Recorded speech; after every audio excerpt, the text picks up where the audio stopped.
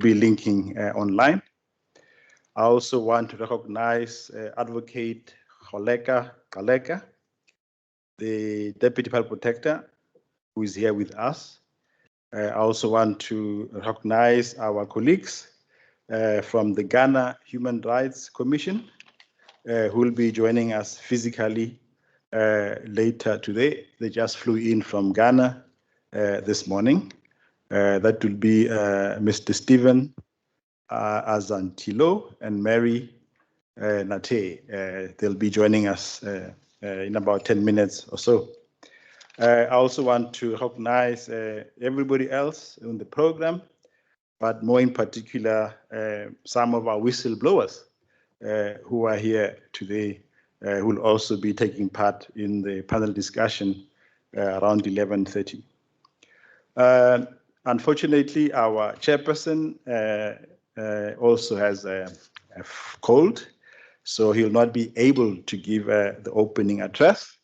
That will be done on his behalf by one of our office, one of our staff members, Ms. Fadla Adams, who is our officer in charge of our international and parliamentary affairs. So, colleagues, the reason why we as a Human Rights Commission are having this summit, it's because we are quite concerned around the way whistleblowers in our country have been treated for doing what is right, for whistling on issues which are wrong, issues of corruption, and many other things. We do have two pieces of legislation in our country designed to protect whistleblowers: the Protect Disclosures Act, as well as the Witness Protection Act. Over time, however, we've seen many whistleblowers suffering from occupational detriment, something which actually prohibited in the Protected Disclosures Act. People who come forward to, spill the beans on crime, corruption, violations of human rights, despite the protection in the Act, then get victimized. Many lose their jobs. Unfortunately, we've had a few people also being killed or assassinated. And when people suffer from occupational detriment, unfortunately, we don't have enough protection in the Act. So if you are fired for being a whistleblower, you must then fight the case on your own. You no longer have an income. You suffer from serious psychological distress with very little assistance. And we have been raising these issues to say, listen, we need to do something about the Act to make sure that the Act actually does provide adequate protection for whistleblowers. The same thing also applies to institutional frameworks, that as we speak now, we really don't have institutions which will protect whistleblowers when they suffer from occupational detriment or when they're being victimized for being whistleblowers. We as a commission have tried to assist where we can, but we don't have a dedicated budget to assist and provide financial and other assistance to people who are whistleblowers. And we have seen from the Zondo Commission the importance of whistleblowers. Our country is losing billions of rands due to corruption, abuse of state power, and also abuse in the private sector. And had it not been of the heroic efforts of many whistleblowers, the Zondo Commission report would not be where it is today.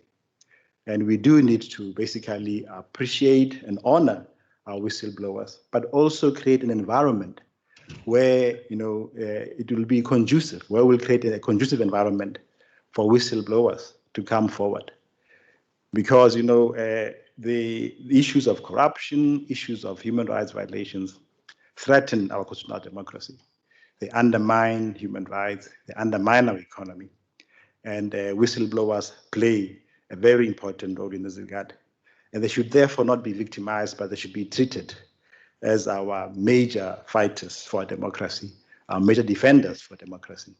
That's why we're having this summit to see now what can we do as a collective to ensure that we do provide a better and more supportive frameworks for the protection of whistleblowers, and therefore also encourage other people to come forward and help us to fight the scourge of corruption and the undermining of our institutions and our economy. You'll surely agree with me that the impact of corruption is not just a loss of monies. Ultimately, corruption undermines the ability of the state to deliver on public services. We now have failing public health services. We have failing public education. We have many of our roads full of potholes. And all this could be linked to the undermining of our state institutions, the undermining of our economy. So ultimately, corruption does lead to loss of lives. And whistleblowers should be seen as people who dedicate themselves, regardless of the sufferings, to try and protect lives. So they're not just whistling on corruption. They're basically fighting to ensure that we do not lose human lives due to corruption, which just continues unabated. So with these few words, colleagues, I would then like to hand over to Ms. Adams to read the chairperson's opening address, and then we'll continue from there. Thank you. For those I have not mentioned by name, my apologies, but you're all welcome.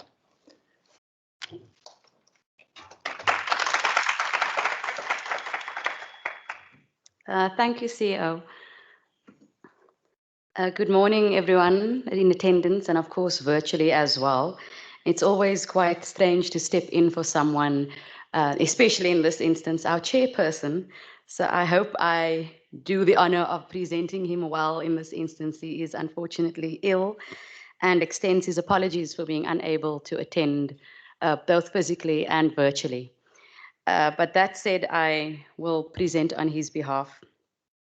I need to acknowledge at the outset that in addition to extending his apologies, he does wish to acknowledge all those in attendance, both physically here today and virtually, our participants who have especially flown in, those that have flown in from abroad, and of course those who are connecting via the platform, including our fellow commissioners and whistleblowers, both physically and virtually in attendance. And then of course our commission staff and colleagues who have assisted in pulling everything together. We start off on behalf of the chairperson by saying that our constitution expressly mandates the bolstering of constitutional democracy by state institutions identified in Chapter 9. That's the Public Protector, the South African Human Rights Commission, the CRL Rights Commission, the Commission for Gender Equality, the Auditor General, and of course the Electoral Commission. I am therefore relieved to see that almost all these state institutions are represented here today, either physically or via the virtual platform, as this acknowledges their respective role in the broader constitutional project and agreeing to make a contribution in this important area. It goes on to state that public administration, and that is administration in every sphere of government, organ of state, public enterprises, must be governed by the democratic values and principles that are enshrined in our Constitution, as promoted and of course monitored by one of our sister bodies, the Public Service Commission. These principles include a high standard of professional ethics, the efficient, economic and effective use of resources, the impartial and equitable provision of services without bias, accountability and transparency. Yet corruption has and continues to have a devastating impact on the realization of human rights in our country. It has significantly threatened and in some instances even undermined our constitutional democracy. The unique challenges presented to governments all over the world as a result of the novel coronavirus, including our own, of course, have totally exacerbated the scale of this problem. I won't go into details around the impact of COVID-19. I think that we have spent a considerable amount of time around that before. But it's unfortunate that despite South Africa being a signatory to the United Nations Convention Against Corruption, the then Minister of Public Administration, Public Service and Administration, Ms. Geraldine Fraser-Moleketi, reminded us at the time that corruption, and I quote, is a common feature in all political systems, despite the differences that may exist in their governing philosophies or their geography. Nation states are increasingly aware that corruption presents a serious threat to their core principles and values and hinders social and economic development. As a result, there has been a growing acceptance of the need to address the problem in a coordinated, comprehensive, and sustainable way, unquote.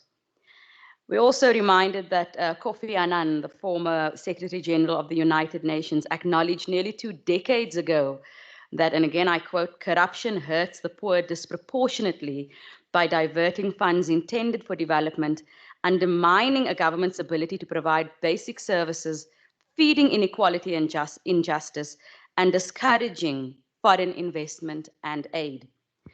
The link, therefore, between corruption and the realization of human rights is quite clearly established. Even in South Africa, our highest courts have established this point in a list of judgments. For example, in the South African Association of Personal Injury Lawyers versus Heath, the Constitutional Court held that, and I quote, corruption and maladministration are inconsistent with the rule of law and the fundamental values of our Constitution.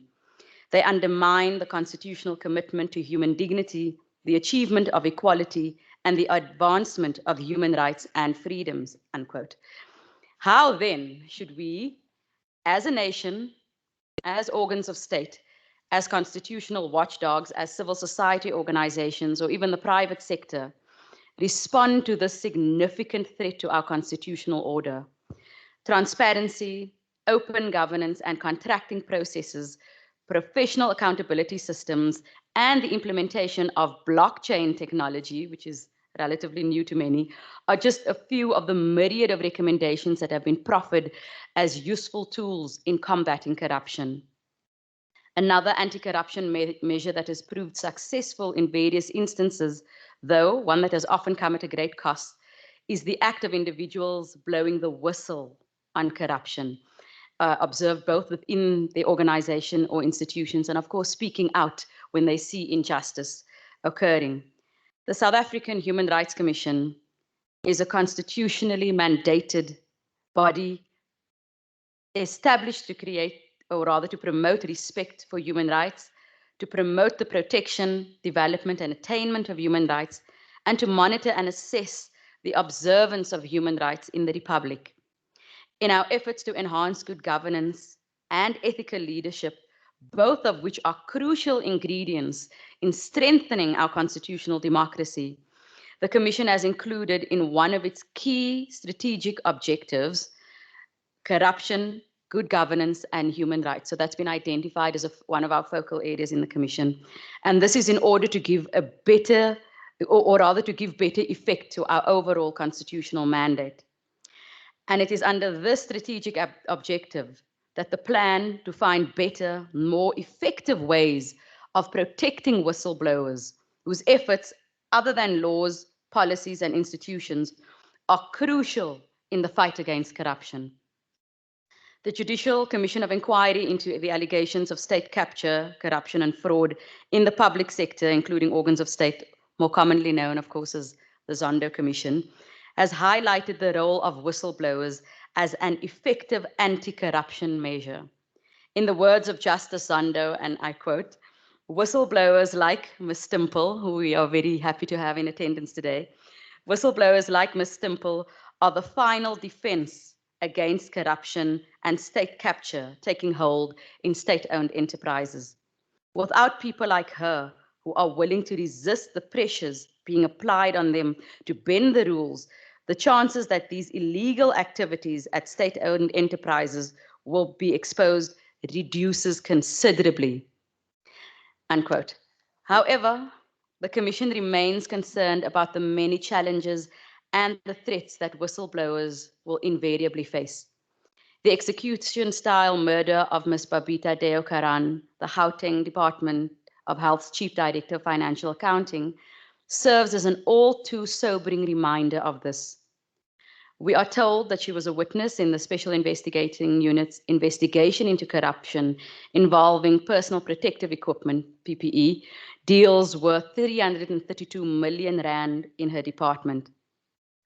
Of course, we extend our condolences again to her family for her passing and all those at the hand of these type of murders that are whistleblowers as well. Whilst legislation does exist to protect whistleblowers and potential witnesses to criminal conduct in the form of the Protected Disclosures Act 26 of 2000, as the CEO alluded to, as well as the Witness Protection Act of 1998, respectively, these statutes unfortunately do not provide adequate protection, a view widely expressed by many whistleblowers we've engaged with, both in the past and currently, and including those who recently appeared before the Zondo Commission. And again, without adequate protection, many whistleblowers will remain tight-lipped and silent in the face of corruptions and irregularities that they may have knowledge of. The major shortcomings of the current or present legislative framework include the following, and I'll just scan through this very quickly. The fact that not all whistleblowers fall within the provisions of the Protected Disclosures Act, thereby entitling them, which would ordinarily entitle them to the protections that would have been offered. Many whistleblowers or potential whistleblowers simply do not have the means to obtain legal representation in fighting harassment, bullying, and victimization, including unfair dismissals, or what we call the occupational detriment. Many whistleblowers, part of the inadequacies is that there is inadequate or no trauma, psychological, or psychiatric counseling available or assistance available to whistleblowers, which means that such services will generally be for the whistleblower's own account. And of course, that whistleblowers will likely suffer financial ruin, as no financial assistance is provided to them if they are dismissed from their employment. And finally, that there's no system for reward or compensation payable to whistleblowers upon successful prosecution and or the recovery of funds as a result of the information contained in their disclosures, which would likely encourage further persons, if the system was in place, would encourage further persons to blow the whistle on corruption that they have possibly observed. I will just skip to leave a part out that I think my colleague can certainly speak to around more specific examples of cases that the Commission has taken on, like Mr. Obilana and Mr. Zulu. I think perhaps CEO can even speak to that if need be. But there are indeed, as stated, shortcomings in the current legal framework regulating the protection of whistleblowers in South Africa. These statutory inadequacies, as just mentioned, arguably, one could say, renders the legal framework almost unconstitutional and in need of a comprehensive overhaul. Section 13(1)(a)(1) of the South African Human Rights Commission Act provides that in addition to the powers and functions alluded to in the Constitution under Chapter 9, the Commission, or South African Human Rights Commission specifically, is competent and obliged to, and again I quote, the Commission is obliged to make recommendations to organs of state at all levels of government where it considers such action advisable for the adoption of progressive measures for the promotion of human rights within the framework of the Constitution and the law, as well as appropriate measures for the observance of such rights, which is a very important provision and guiding us in our engagement today. Section 13(2)(a) of our Act goes further in empowering the Commission in its discretion to, and I quote, recommend to Parliament or any other legislature the adoption of new legislation which will promote respect for and a culture of human rights. It's on this premise that the Commission accordingly decided to host the summit in order to begin identifying, debating, and addressing the shortfalls of the legal and institutional frameworks currently regulating whistleblower protection in South Africa. In doing so, we pay tribute to the many whistleblowers of our country who have lost their lives and those who have lost their livelihoods, as well as those who continue to live in fear due to an unflinching sense of commitment to a South Africa that is free of corruption. May we ensure that your exemplary actions were not in vain.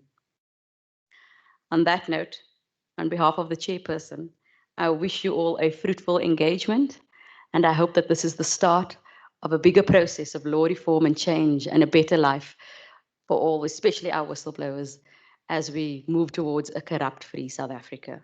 On that note, I thank you. Thank you, CEO.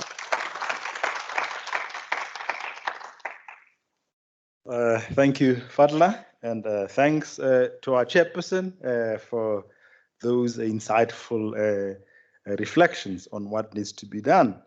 And I would also want to thank our colleagues in Treasury who gave us some money to basically be able to do this. You have heard from the chairperson's remarks that the Commission is committed to ensure that there are appropriate reforms in the law. There are also appropriate reforms in the institutional frameworks to ensure that whistleblowers are better protected in terms of the work they do. I also want to acknowledge the Minister of Justice, who had actually accepted the invitation, but unfortunately, due to health and other commitments, could not make it today.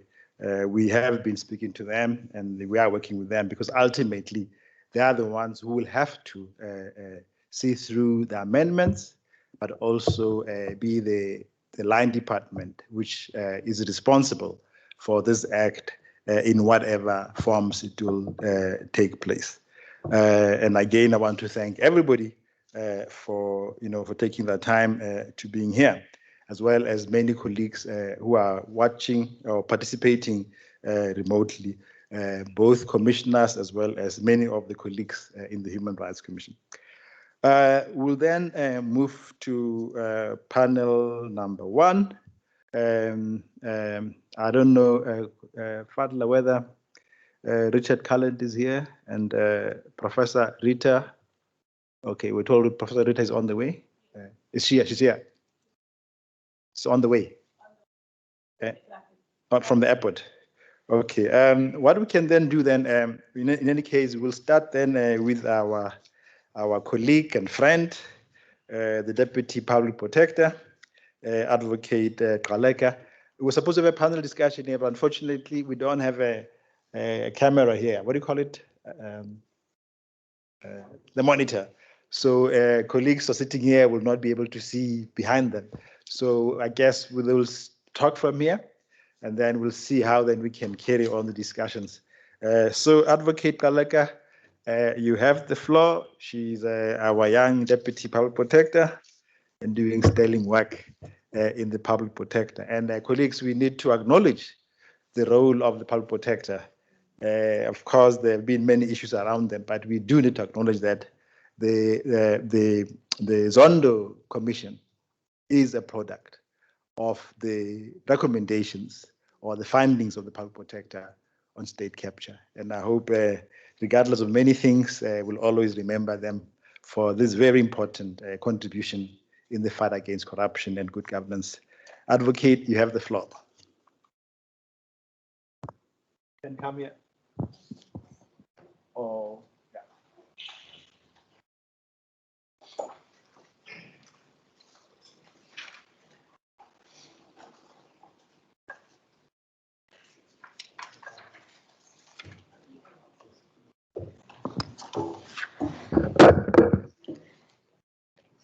Thank you, Program Director, the CEO of the South African Human Rights Commission. I wish to acknowledge the Minister of Justice, as he had stated in his absence, the Chairperson, Dr. Bongani Majola, Commissioners of the South African Human Rights Commission, colleagues present here, academia, and all other sectors which actually support the work that Chapter 9 organizations are doing. Indeed, CEO, I am a friend and a sister to the Human Rights Commission, and I really wish to acknowledge the sisterhood relationship that we share together with the South African Human Rights Commission, which leads not only to this partnership, but also to lots of other work and investigations that we've successfully done together. This morning, I know the issue of whistleblowing. We've had several discussions, and the CEO and I would at times even speak over it. What needs to be done? How do we do it? CEO, I'm going to start by just reflecting,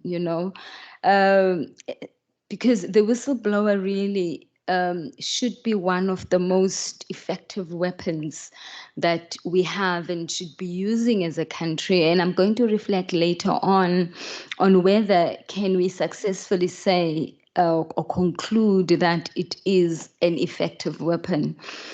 The present system really doesn't offer much inducement to the whistleblower to break cover. The bona fide whistleblower is actuated by a sense of duty of the highest order. And recent events in South Africa, which also gave rise to the production of the Zondo Commission, which is very well known, on the role that they have played. And I agree with your sentiments that without the whistleblowers, we wouldn't have known or uncovered what has happened in our country. And most importantly, and especially for us as a governance institution, we wouldn't have at this detail know the systemic governance gaps that had been created to ensure that the systems are susceptible to corruption. And which corruption is a persistent problem that plagues not only our country, but also the world. But for a developmental state like ours, it is a very dangerous occurrence. While the cause of corruption varies from different tools, but we know that it starts with a decay in our governance systems, but also from an ethical, moral ground, which really leads to corruption within our country. Now, the willingness of these brave individuals to disclose or blow the whistle on wrongdoings and malpractices in both the private and public sectors, therefore play a pivotal role in combating corruption, strengthening our democracy and accountability, and limiting mismanagement and saving lives, protecting the environment, upholding the rule of law, and ensuring the proper use of public resources. A whistleblower is indeed a valuable information source that government and the public cannot get from any other oversight system, because they are mostly insiders in the organization and most knowledgeable about the wrongdoings. Now, the growing recounts of corruption across South Africa's public and private sectors have highlighted the role of whistleblowers at the core of uncovering unethical corporate and governance conduct.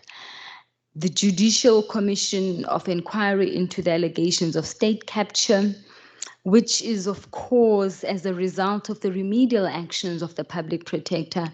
And we indeed applaud the institution, but also the public protector, the former public protector, Advocate Thuli Madonsela, who was at the helm of the institution at the most difficult times, but had the bravery to take a remedial action for a formation of this commission as a result of the magnitude and the complexities of the malfeasance that she had made findings on.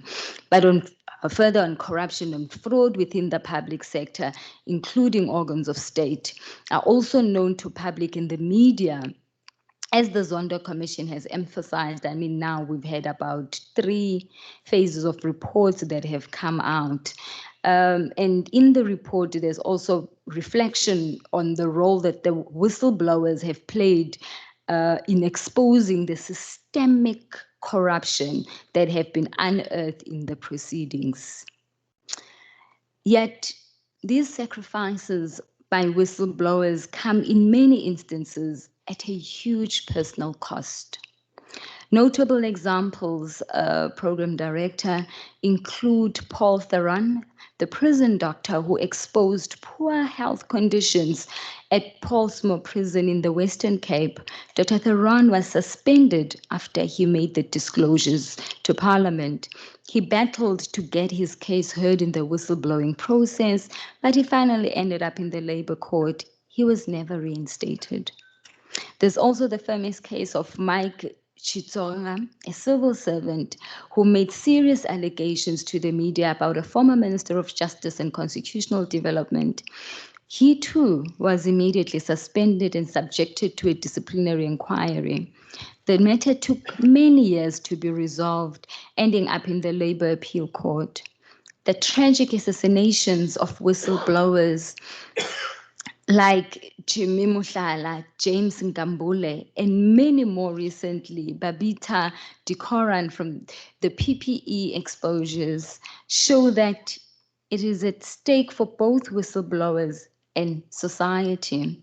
It is argued that without the impetus of whistleblowers, the detailed investigations, the recounts of witnesses and experts, the laying of charges, the judgments of courts and commissions, the findings of innocence and guilt, and the prosecutions of those found guilty would have been stymied.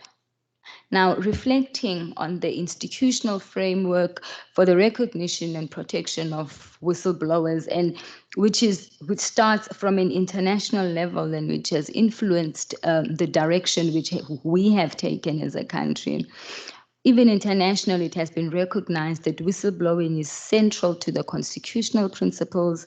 It is key in the fight against corruption and mismanagement, especially of public funds, and in the strengthening of transparency and accountability, which are the center stage of a democratic state. The key arguments for establishing effective whistleblower protections are essentially based on a view put by numerous submitters and witnesses that whistleblowing is critical in fostering a culture of transparency, accountability, and integrity. Some of these measures focus on preventing and mitigating the risks of corruption. A whistleblowing program does, however, not stand on its own. And I want to emphasize as much as I can on this, Program Director, because we do indeed have policies in our country, legislations, and even the Constitution itself. But at the cornerstone of that, in my view, is firstly establishing an integral part of an ethics management program aimed at enhancing an organization's ethical culture and transforming its mode of ethics management.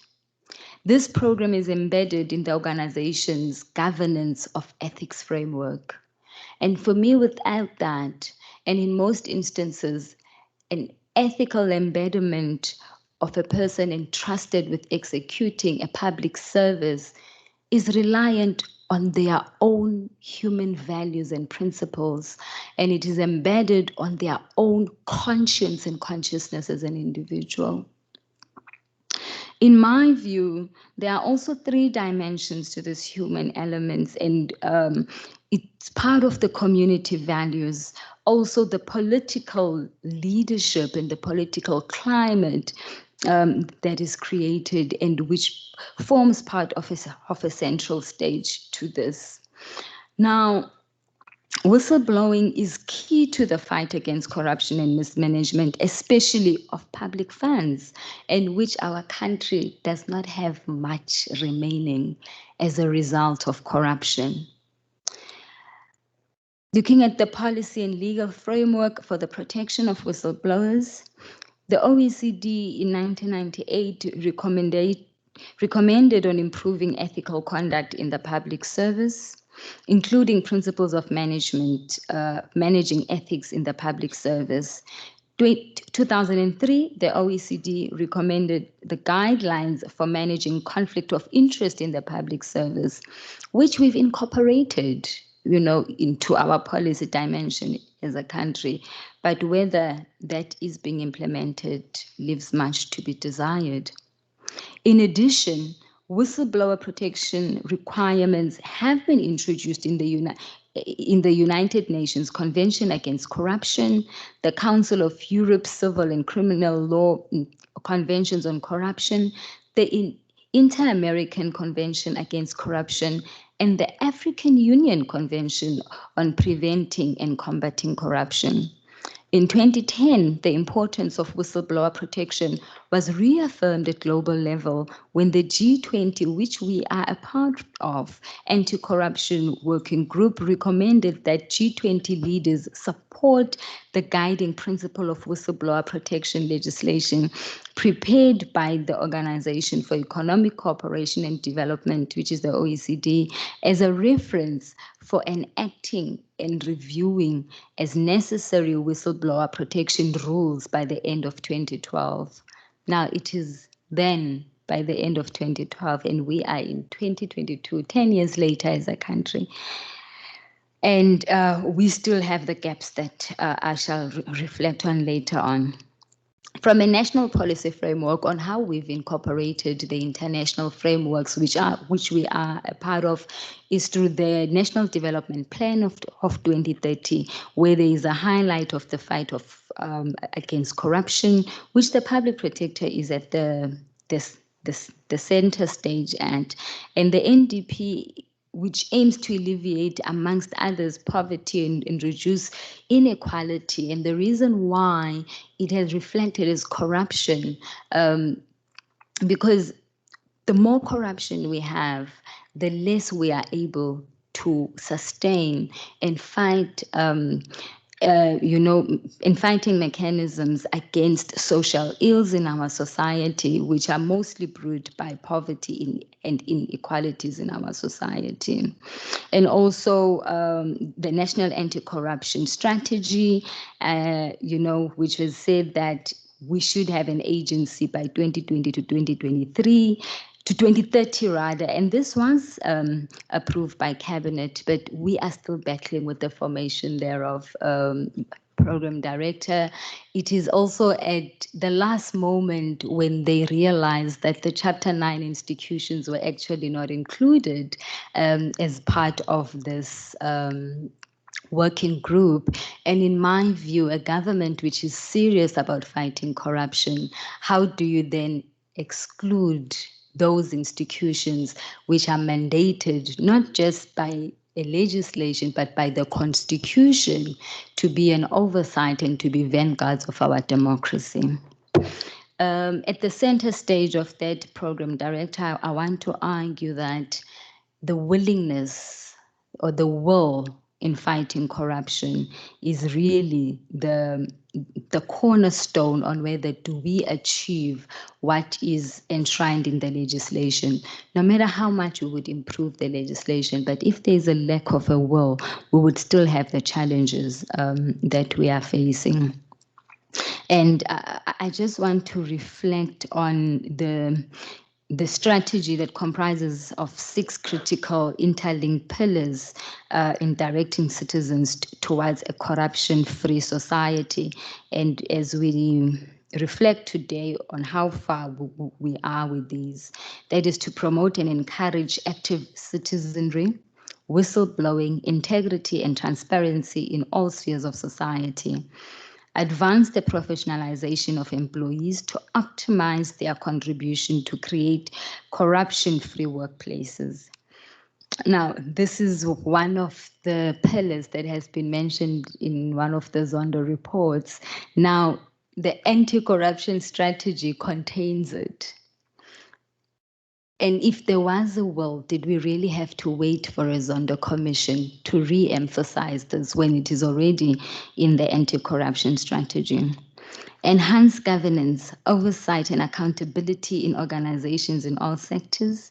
Improve the integrity, transparency and credibility of the public procurement system.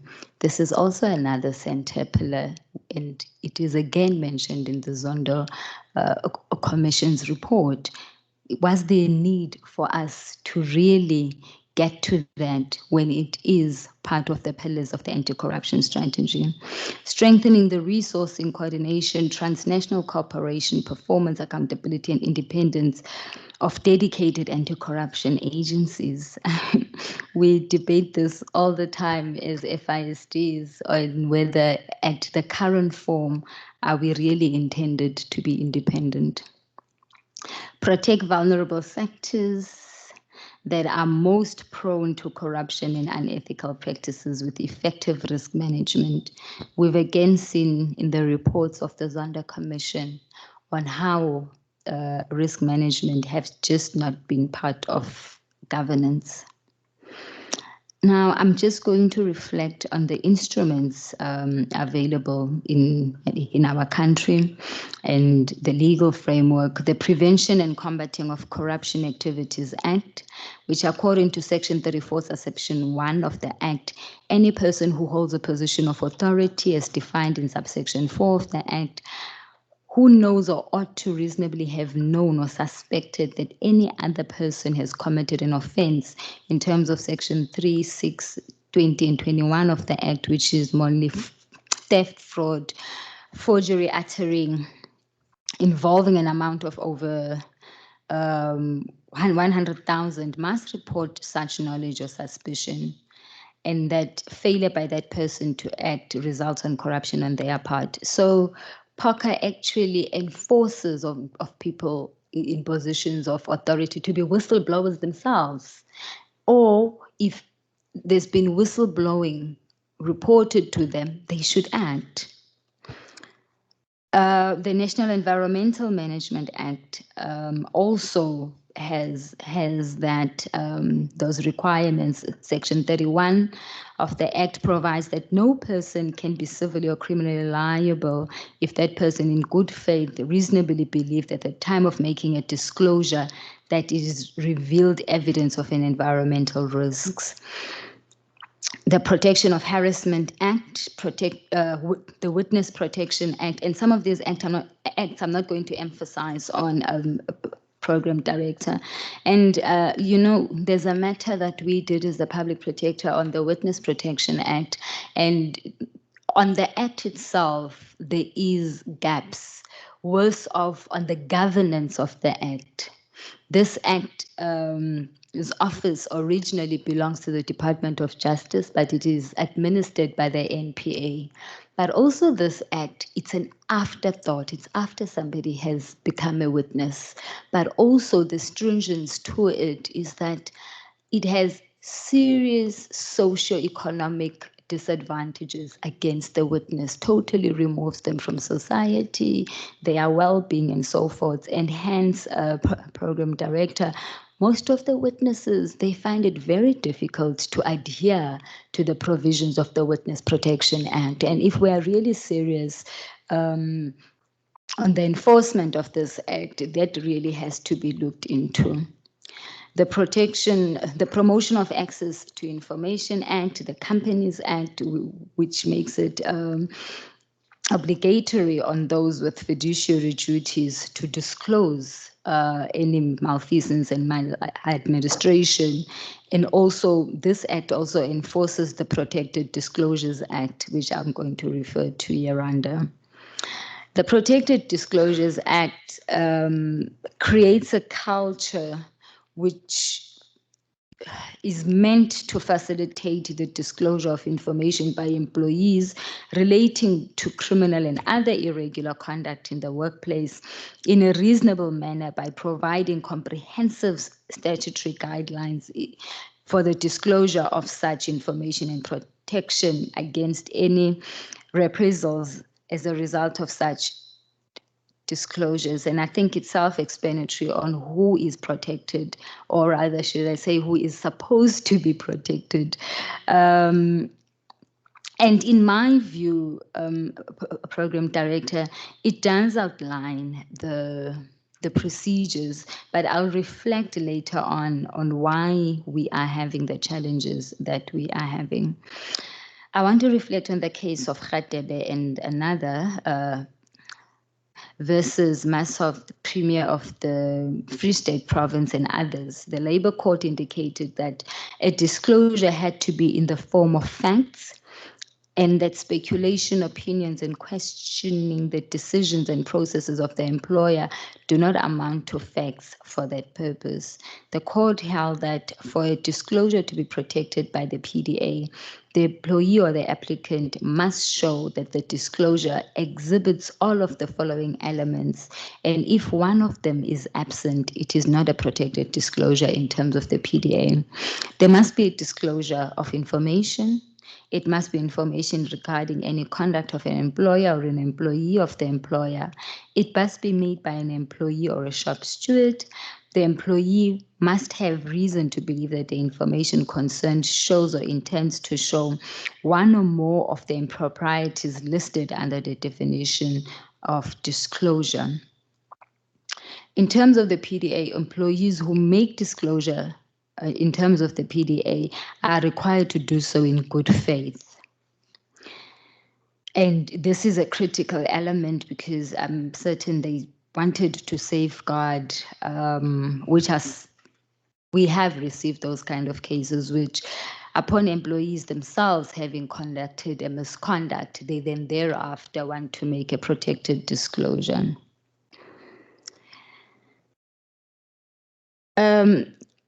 There are also obligations upon employers according to whistleblowing policies, which employers are then mandated to have, authorize appropriate internal procedures for receiving and dealing with information about improprieties, and to take reasonable steps to bring the internal procedures to the attention of every employer or employee. The employer has a duty to comply, to advise the employee of its decision upon having received a protected disclosure and how they would have dealt with it and what is the outcome of that. Now, the most important part is the protection. People are mostly victimized as a result of the disclosures that they would have done. People are normally dismissed. And the unfortunate part of that, Program Director, is that the employees then have to go through the processes of defending themselves, firstly out of their own cost, against the state, which uses the fiscus, which is unlimited to them, but the psychosocial impact of this. And by the time they come to report to us, firstly, the CCMA might have found otherwise, and we cannot investigate court decisions, and a CCMA's decision is regarded as a court decision. But also, we are not capacitated to deal with the psychosocial effects that they would have been suffering from, including their families. And an example of those cases is the Obilana case, as well as the Tabiso Zulu case, which the public protector has had to deal with. The psychosocial effects were dire, the emotional impact were dire on these whistleblowers. And unfortunately, we too, as a system, failed them because of the lack of capacity in that respect on our side. But also, like in the Obilana matter, the fact that Obilana was a foreign national did not make it easy for him.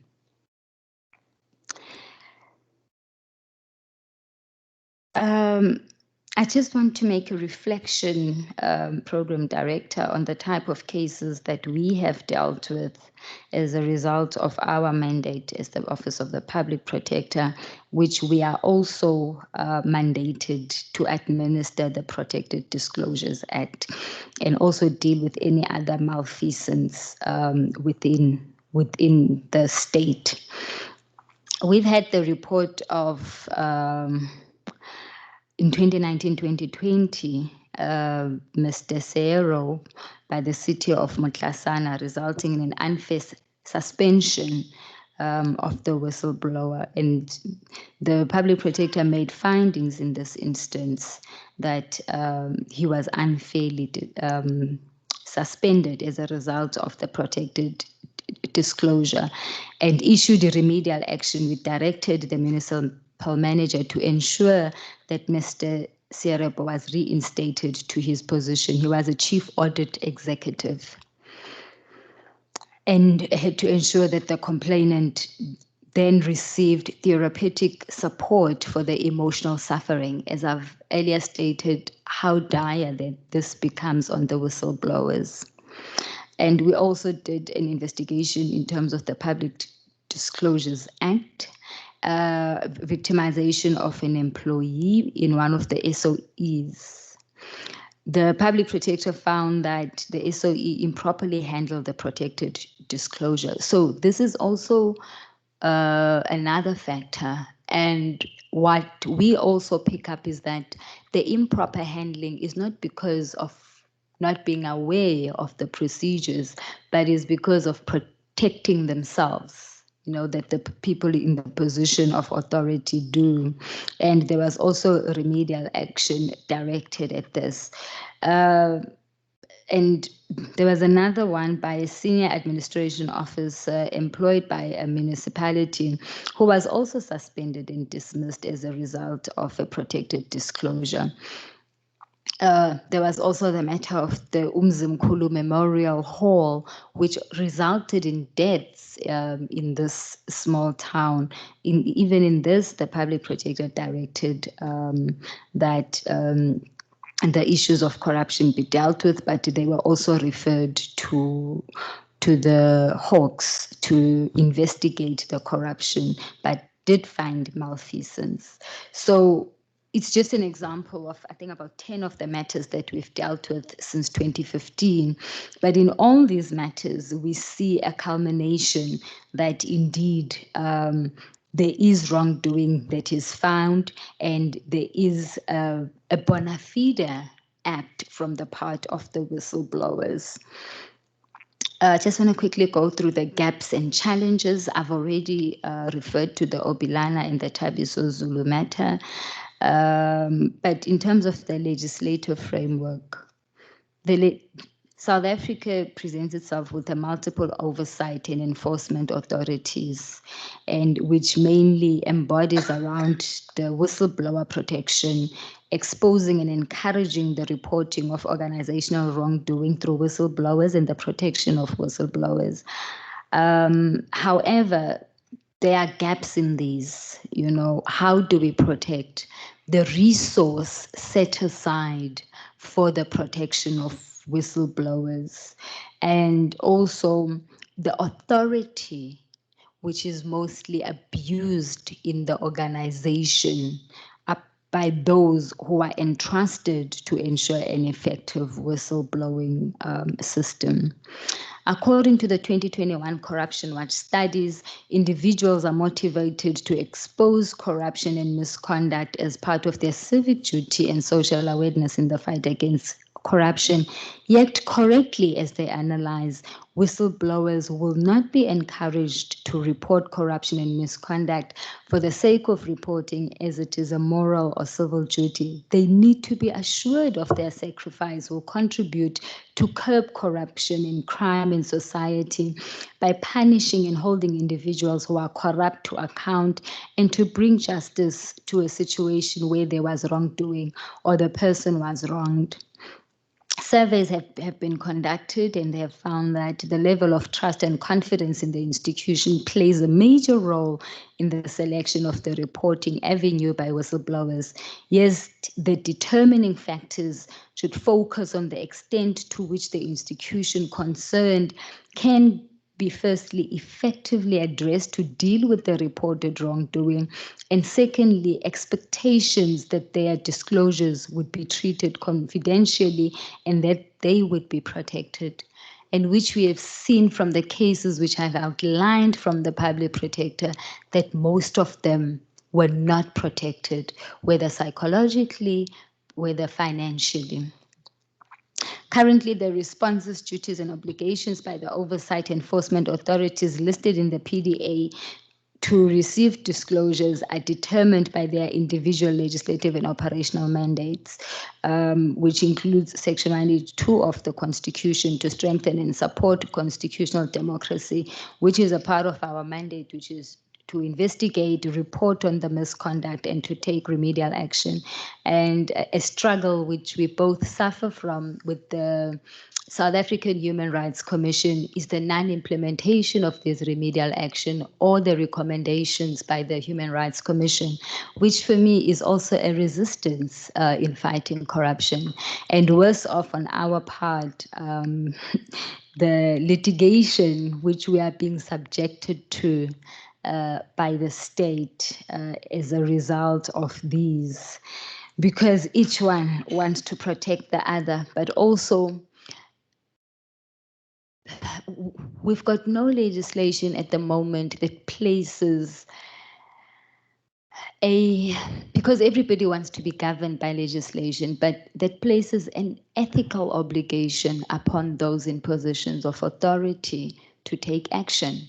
Whether a report is taken on review or not, in my view, Program Director, the supervisor can look at the report, even seek legal opinion, and determine whether indeed this report is being taken on review or it's being ignored on merit. But in our current dispensation, we do not have such a procedure, which we are trying to engage the Solicitor General, at least from their part, to implement that. But also the lack of resources of these institutions, which are mandated to deal primarily with issues of corruption and fraud within our country, keep on being cut down year in and year out. The PDA is quiet on the minimum undertakings which the institutions are obliged to offer in terms of Article 32, subsection 2 of the United Nations Convention Against Corruption, as well as domestic legislation. There is no common understanding or coordination among the institutions concerned on how best to align their internal processes and procedures to the minimum of the United Nations obligations, as well as amongst the institutions as a collective, in order to foster an understanding on the expectations on the part of both the whistleblowers as the corresponding duties on the part of organs of state against whom disclosures are made. In terms of finances and budget, the government has not invested sufficiently in the funding. And for me, this is the most important part. Efficiency is determined by capacity and capability, and those are built through finances. Resultant inordinate delays in the ability of the institutions concerned, including the public protector, as evidenced by the time that it took us to finalize the investigations that have been listed above. Multiple disclosure reports to various institutions leading to duplication of efforts, as well as possible conflicting approaches and directives to the institutions concerned.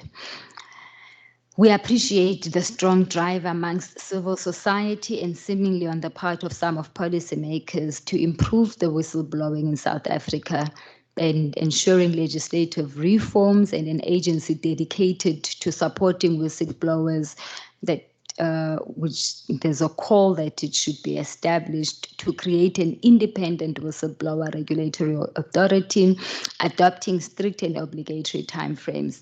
But in my view, even if this would be established, if there will not be resources or sufficient resources, capabilities, and capacity given to this agency, we would still find ourselves in the position in which we are in. A lack of effective protection as well is a worse off. Well, there's what we call a whistleblower's cross. Once you've blown the whistle, you become subjected like Jesus on the cross. And for that, I mean, job harassment, ostracism, unemployment, threat to security, and their psychology.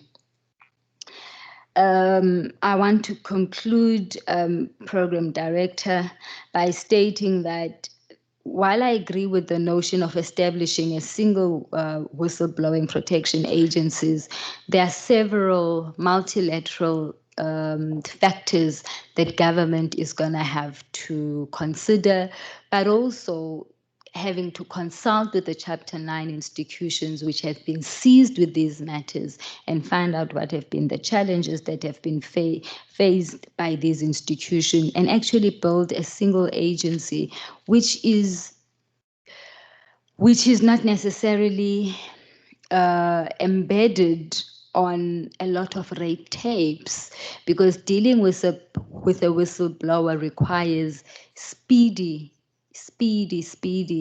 action on the part of the person dealing with that part of information, because most of them result in what we've seen in Gauteng, having been assassinated.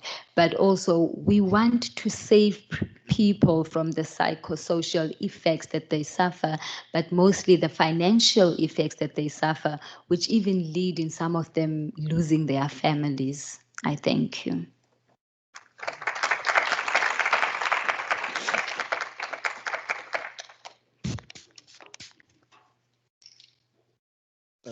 Thank you, Advocate Gallagher.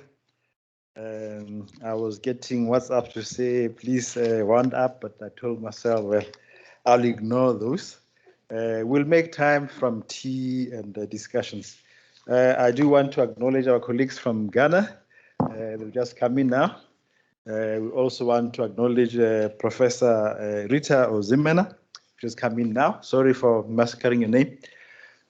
Yes, colleagues, that was the input from the public protector. I just want to confirm two things from the points she's raised, that we did take the Obilana case after the public protector dealt with it, and we went to court, and we have spent over, what, 2 million rands up until now in litigation. We lost in the Labour Court. We have now appealed to the Labour Court of Appeals. And then Mr. Obilana was also evicted from his house because he had no money. We took the case to court. We won an eviction order, but he was given some damp place in Pretoria, which he did not occupy, and he's been hit with costs, which we'll have to pay if we win the Labour Court case matter. We also took the case of Mr. Zulu. We wrote to the Minister of Police to see if they could help. No response. We ended up going to court in Pretoria against the President, the Minister of Justice, and the Minister of Police. We won. A million rands later, Mr. Zulu was put in witness protection, but it was so horrible that he's left and ran away. So up until now, those people are still not protected, despite being whistleblowers. So those are some of the reasons why we're here, colleagues. Thank you. Can I then hand over to Professor Rita Ozimena from the University of Free State, who will then give us some reflections on this. Thank you. You're welcome. She just came in also from Free State this morning.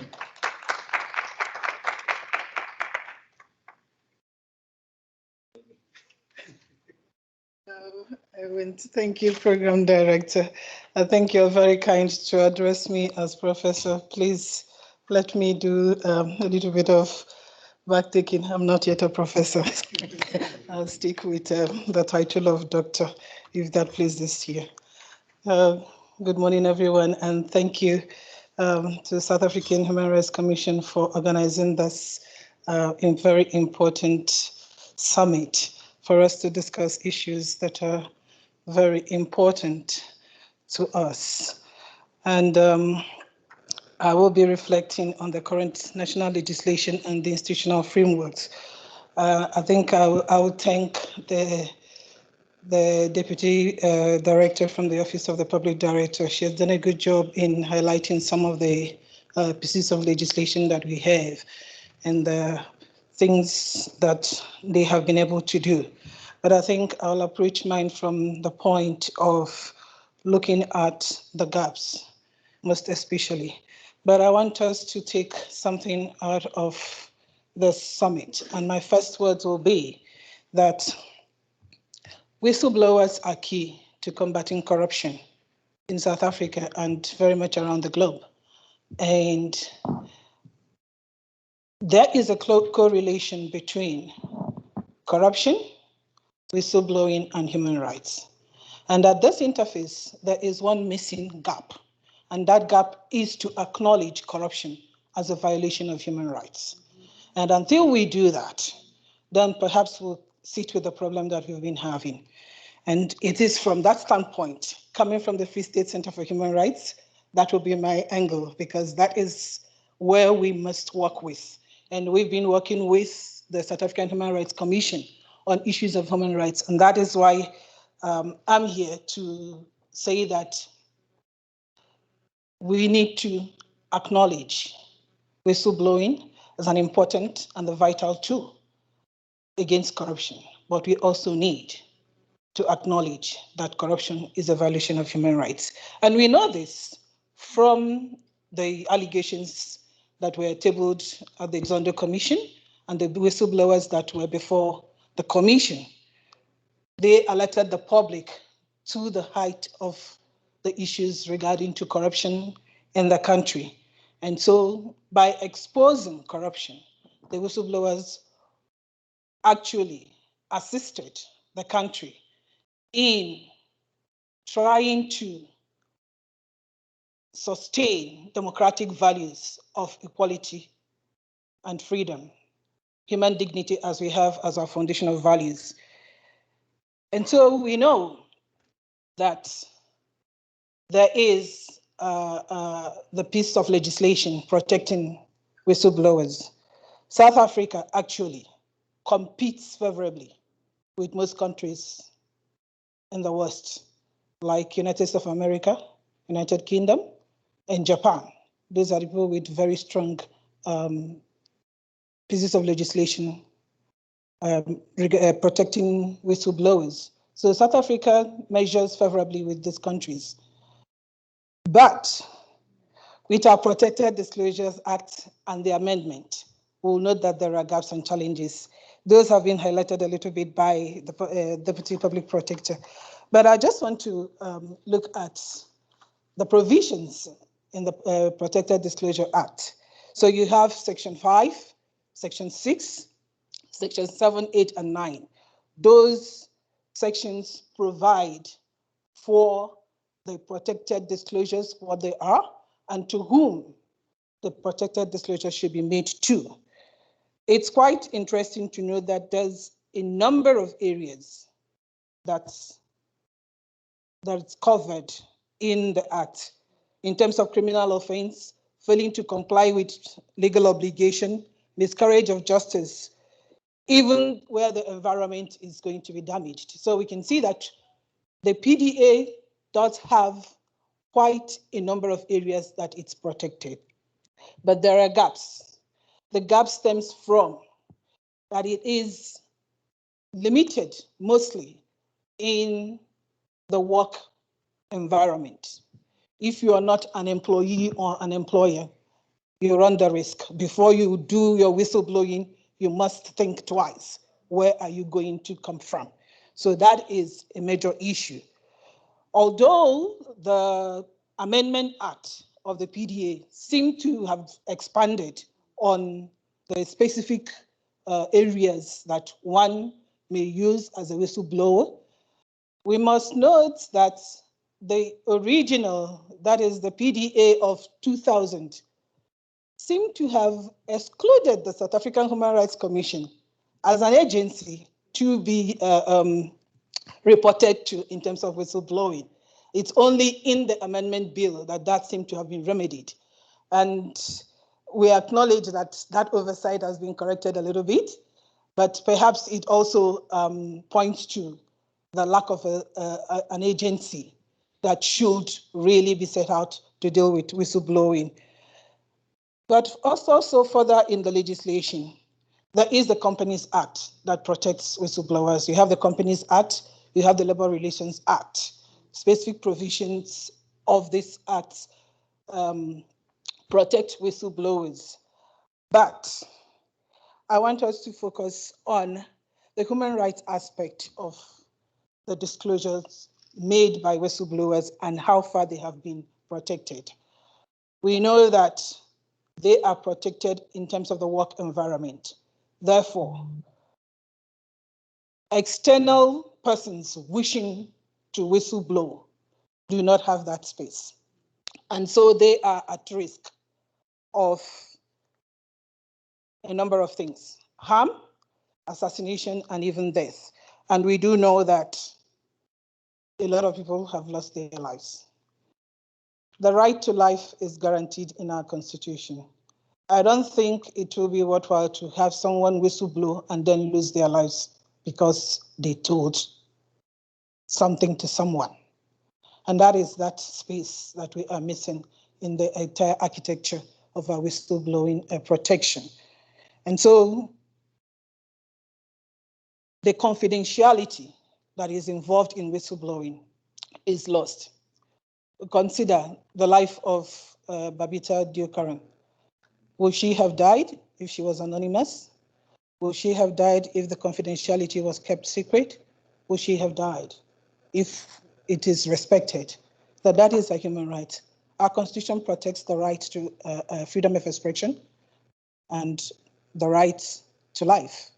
But I think in the recent times, it will be the face of the challenges that whistleblowers face. And so for us at the Center for Human Rights, it is an important aspect of ensuring that the human rights of persons who disclose information of misconduct and impropriety within the workplace, in government institutions. And it is important that we ensure that they are protected, that whilst they contribute positively in ensuring that our democratic values are respected and protected, their lives will also be protected. And so, looking at the gaps, it is important to dedicate an agency. I know that the Deputy Protector said perhaps it's not just having the agency that is important, but the resources. But I think the first thing, public program director, that I think we should look at is to have that agency. Because if there is a gap in the agency, then we wouldn't have the first step of protection. So there will be an agency in order to have the possibility of having a particular agency protect the rights of whistleblowers. So I'll agree with you that it is an important agency to have, but also that when that agency is possible, your office and the Office of the Human Rights Commission are well positioned, and you have taken some of those cases up. And so with other institutions available, it will be a possibility of sustaining an agency, because now you will have a specific agency dealing with whistleblowing protection, and you will have other agencies supporting, such as our office. I'm not bidding for work for us, but I'm just saying that we are available to do that. And so also, it is important to maintain the confidentiality of persons who whistleblow. And this is important because a lot depends on it. Their right to life, their financial protection, their development, their psychological development after whistleblowing. I think I would read, it is a big one, but I will try to read from the book from Themba Matseko, the former the government spokesperson and at government communication. In his book published in 2021, My Country, For My Country, he writes at page 213 to 214. However, I must confess that I did not fully realize the impact that speaking out about state capture would have on me and my family. It came at a great cost. As soon as I became a professional, political, and social leper, shunned by friends and enemies alike, soon the haunting calls of creditors started ringing, and the banks started calling in loans and overdrafts. It was the echo of a whistle blown. It is painfully true that a principle is not a principle until it costs you money. My creditors didn't care about my crusade to expose corruption. To them, I was simply one of the thousands of bad debtors who had to be pursued relentlessly. At the beginning of 2017, things went really tough as my debts were piling up. It dawned on me that my last formal salary had been in 2011 when I left the public service. Pawn shops become my unimaginable friends. Days become longer and nights become my enemy as sleep evaded me. At some point, alcohol and cigarettes found their way onto my list of bad habits. Occasional visits to the church did not help either.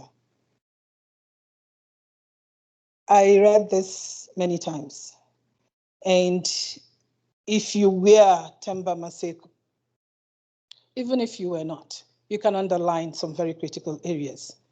His mental health, his financial ruin. He became a kind of pariah, even to his friends and family. And for what reason? He blew the whistle. And so this goes to the point I made earlier. If we understand that corruption is a violation of human rights, then we'll understand that it is important to devote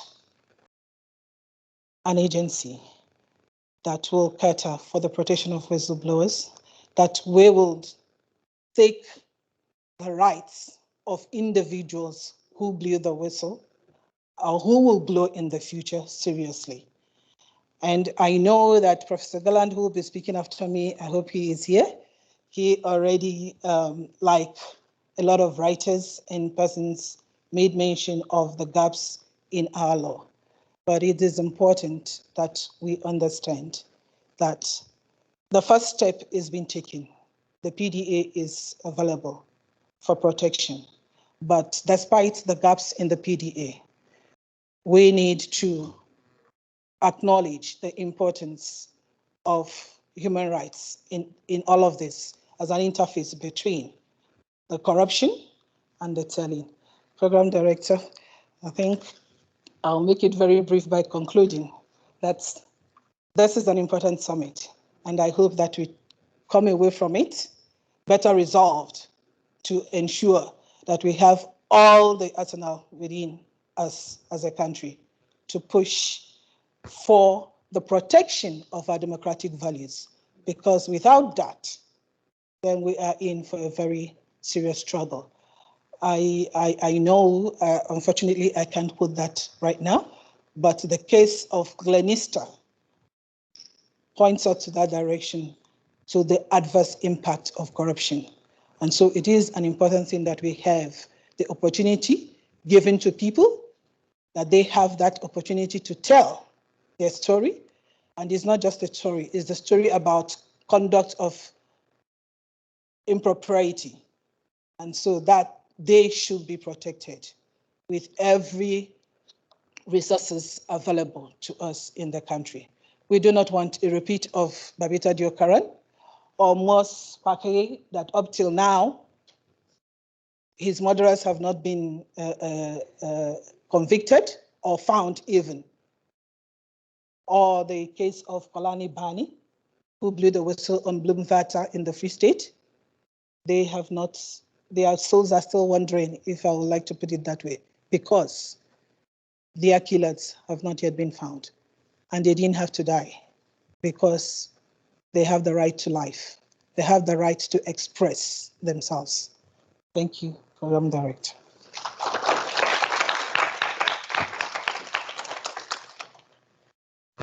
Thank you, Rita. Certainly, it is, I think, very important, the point you're making, that the victimization of whistleblowers, whether they fall under PDA or not, it's a human rights issue. And bodies like us who are charged with the responsibility of protecting human rights need to rethink the approach. In the Commission, we've been grappling this issue as to how far should we get involved in the protection of whistleblowers. But I think you've made a very clear point today. It is a human rights issue. And therefore, the continued suffering of whistleblowers should be one of the priorities of the Human Rights Commission. I'm lobbying to my colleagues in Treasury who are listening. I've just been told to make a few announcements. I hope I'll get my WhatsApp in place from Fadla, that the bathroom is on the outside on the right, to go through this door on the right there. That's where the bathrooms are. 2, we have Wi-Fi. The password is connect me, capital hotel, capital connect me. Lowercase, yes. No, I said capital connect is the name, but the password is connect me. And then there might be load shedding, so there might be a switch over, but we should be fine. So thanks a lot, Rita. Can I then hand over now to Professor Richard Cullen from University of Western Cape? He's joining us remotely. Is he here, Fadla? Cape Town. What did I say? Hey, sorry. That's my former university. Sorry, UCT. Thank you. Sorry to the Vice Chancellor of UCT for taking your staff member. Richard, are you on the floor? Thank you. I'm present here. Thank you. The floor is yours. Thank you very much, Advocate Tipanyani. I'm honoured that you think we might have shared time at the same alma mater, but alas, we didn't. It would have been good fun had we done so. But thank you very much for introducing me, and thank you for the introduction. And let me just firstly begin by saying I'm sorry, really sorry I can't be there physically present in the room with everybody, because secondly, this is a really important moment in the history of whistleblowing law and protection in South Africa. And I really want to commend the Human Rights Commission for raising this topic in the way you are raising it, and for convening this summit in the way that you have. And I think the idea of a summit is exactly the right language and the right idea at this point, because it implies that there is urgency, it implies that there is an emergency. And I believe indeed there is an emergency, and that the state of whistleblowing law and protection in South Africa, as evidenced by the painful events and the painful experiences that whistleblowers have had to endure in recent years, including assassination, indicates that there is a crisis. And I think it's very important to frame this as an issue of crisis, just as it is also right to frame it, as you are doing, and as the two previous speakers have, in my view, rightly done, as a human rights issues. And whistleblowers should be seen, I think, as human rights defenders, and they should be accorded the respect and the attention and the protection of the law in the way that we would any other human rights defender. Now, Prof, and in particular Advocate Kweleka, have really made my job much easier by laying out the landscape with such thoroughness and such power, if I may say so. Between them, they have set out, I think, the full agenda of issues that has to be considered at this summit and going forward. So therefore, my job is made much easier, and I want to really focus on just one main issue. And that issue is the question of, obviously, the law and the main gap in the law. And in doing so, I think we all have to recognize that the law in relation to whistleblowing is potentially a very blunt instrument. That in order to afford whistleblowers full protection, one needs to think of this as a multi-dimensional problem. It's an issue of organizational culture, it's an issue of social attitude and values and principles. And it's also an issue, obviously, of security, as well as just law. And I think we need to think of it in those 360-degree way, as both my previous panelists did, I think. But on the subject of law, what is the main gap? What is the main problem? And I speak now as somebody who was involved quite intimately with the inception of the Protected Disclosures Act 20 years ago. And at that time, the idea that had been advanced and put into law in the United Kingdom and then later in Japan and one or two other countries, that the purpose of the law should be to provide first and foremost protection for people who blow the whistle internally. And that central concept, which lies at the heart of the Protected Disclosures Act, I think has proved to be a fault line. In other words, a weakness, a fundamental weakness. And there's a degree of mea culpa in this. I think it was well intended. I think it was designed to fit what we thought, what Parliament thought was the right, appropriate institutional culture of South Africa, which is that you solve your problems through consensus, through dialogue, through internal management, rather than the American way of running to the media, running outside of the organization with the whistle in your mouth, ready to blow it very, very hard externally and in the public eye. But it assumed, this is part of the fault line and part of the conceptual flaw, it assumed that there would be a sufficient common interest between the whistleblower, the employee, and the management, the employer, that they would find common cause, that they would both jointly and with equal determination wish to stand in the way of corruption, stand in the way of wrongdoing, and would want to take the message seriously and not to harm the messenger. Well, it's difficult because the experience we had at the Open Democracy Advice Centre, which I ran for 10 years after the establishment of the PDA, the calls that came into our hotline, our helpline, indicated that the law could work in practice, but the problem is that it hasn't worked well enough. And the evidence is that when people have blown the whistle internally, they haven't been taken seriously, and there hasn't been this commonality of interest, and therefore significant numbers of really important whistleblowers have suffered a detriment. And as was rightly pointed out earlier by Advocate Kweleka, once you've blown the whistle, that's it. You can't unblow it. You can't then retreat. And so the stakes are very, very high. And that's really where the law becomes quite a blunt instrument. The setup of the PDA, I think, is too complicated. Of course, it is possible to make what the law calls a general disclosure, where you go outside the organization. But the criteria required, the threshold for that, is quite complicated, and it's quite hard even for lawyers to discern when that moment is triggered and when that external disclosure would be justified and would still extend the protection of the law. So I think we need to focus on that issue.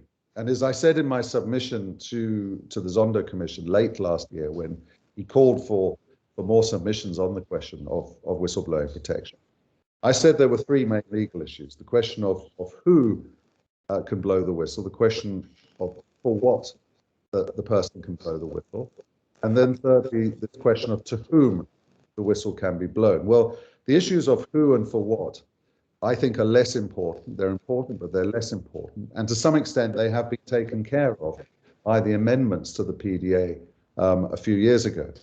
But this central question of to whom you blow the whistle and when and in what circumstances is, I think, the most important issue that deserves the attention of this summit and then beyond that, Parliament. It's the most important reform. And my view, which I'm tabling for discussion, and it goes to this question of whether there should be a dedicated whistleblowing authority to whom whistleblowers go.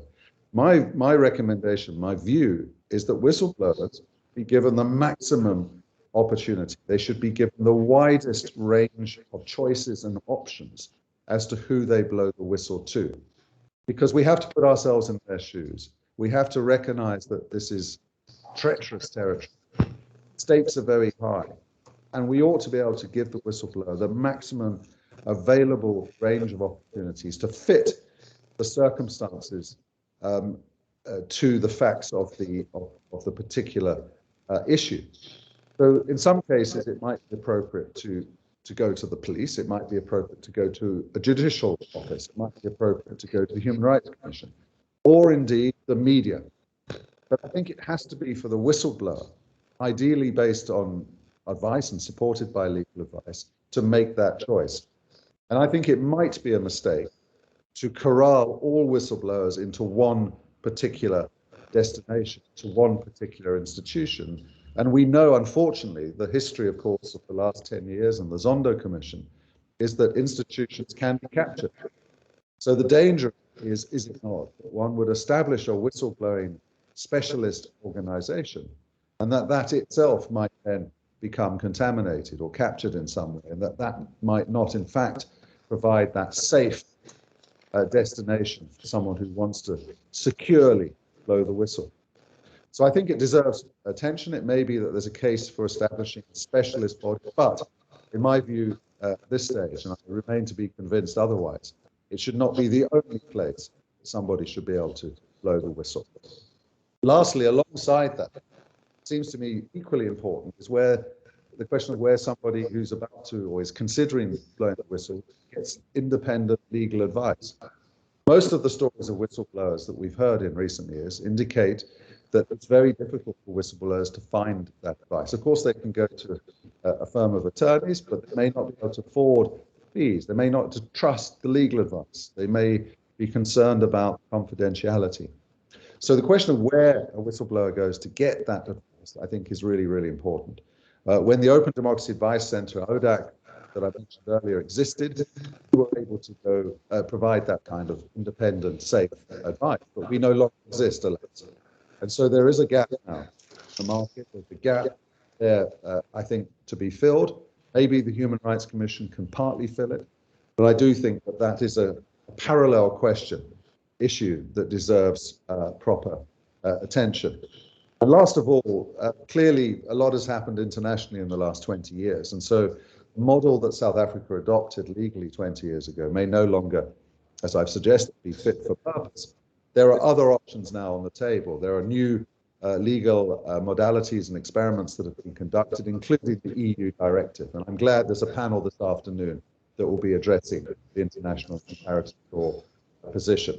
So thank you to my previous two colleagues on this panel who've made my job easier. I've been able to focus on that one issue and speak relatively concisely and help you, Programme Director, to get back onto your time and to your agenda. As I say, I'm sorry I can't be there. I wish you all the best, all of you, in your discussions today and over the next 2 days, because it's a really important moment.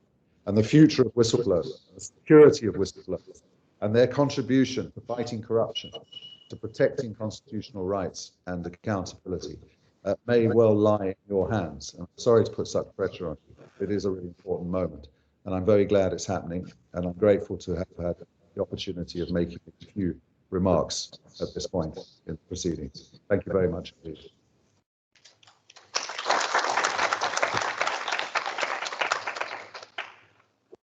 Thank you, Richard. 20 years later, I guess we are making progress, but there's still a long way to go.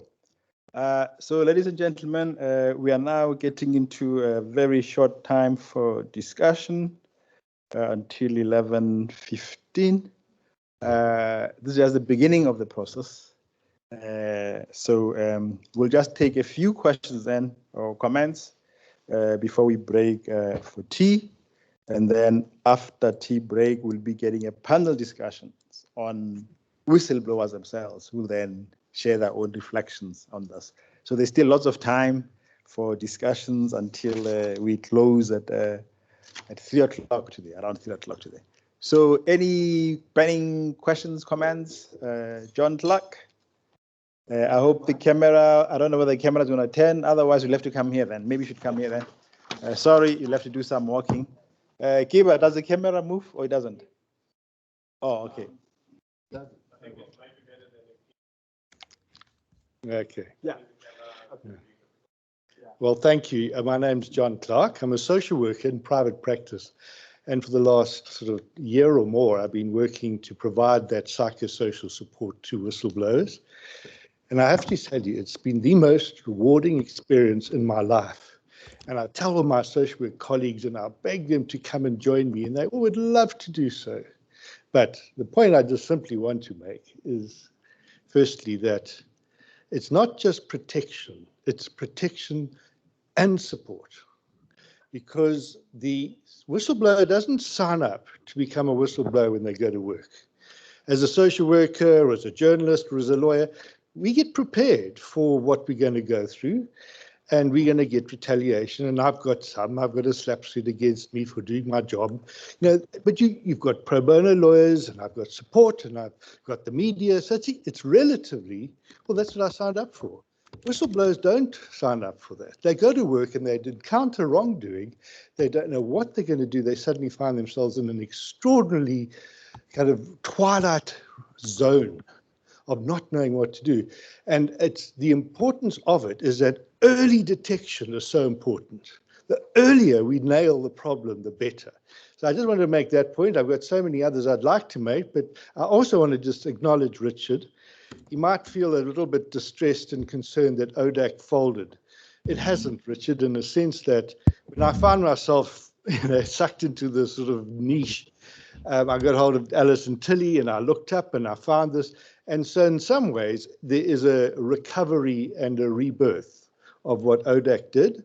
And there's a lesson that we can learn from. And that's really is the social worker in me saying we learn and we develop from acknowledging our history and embracing it and working with the past in a constructive way. So I just want to before you go, Richard, just to thank you for the excellent work you did, even though it kind of hit the skids. That's what happens in life, and that's when social workers come in and make things kind of right again, don't we? Thank you. Thank you, John.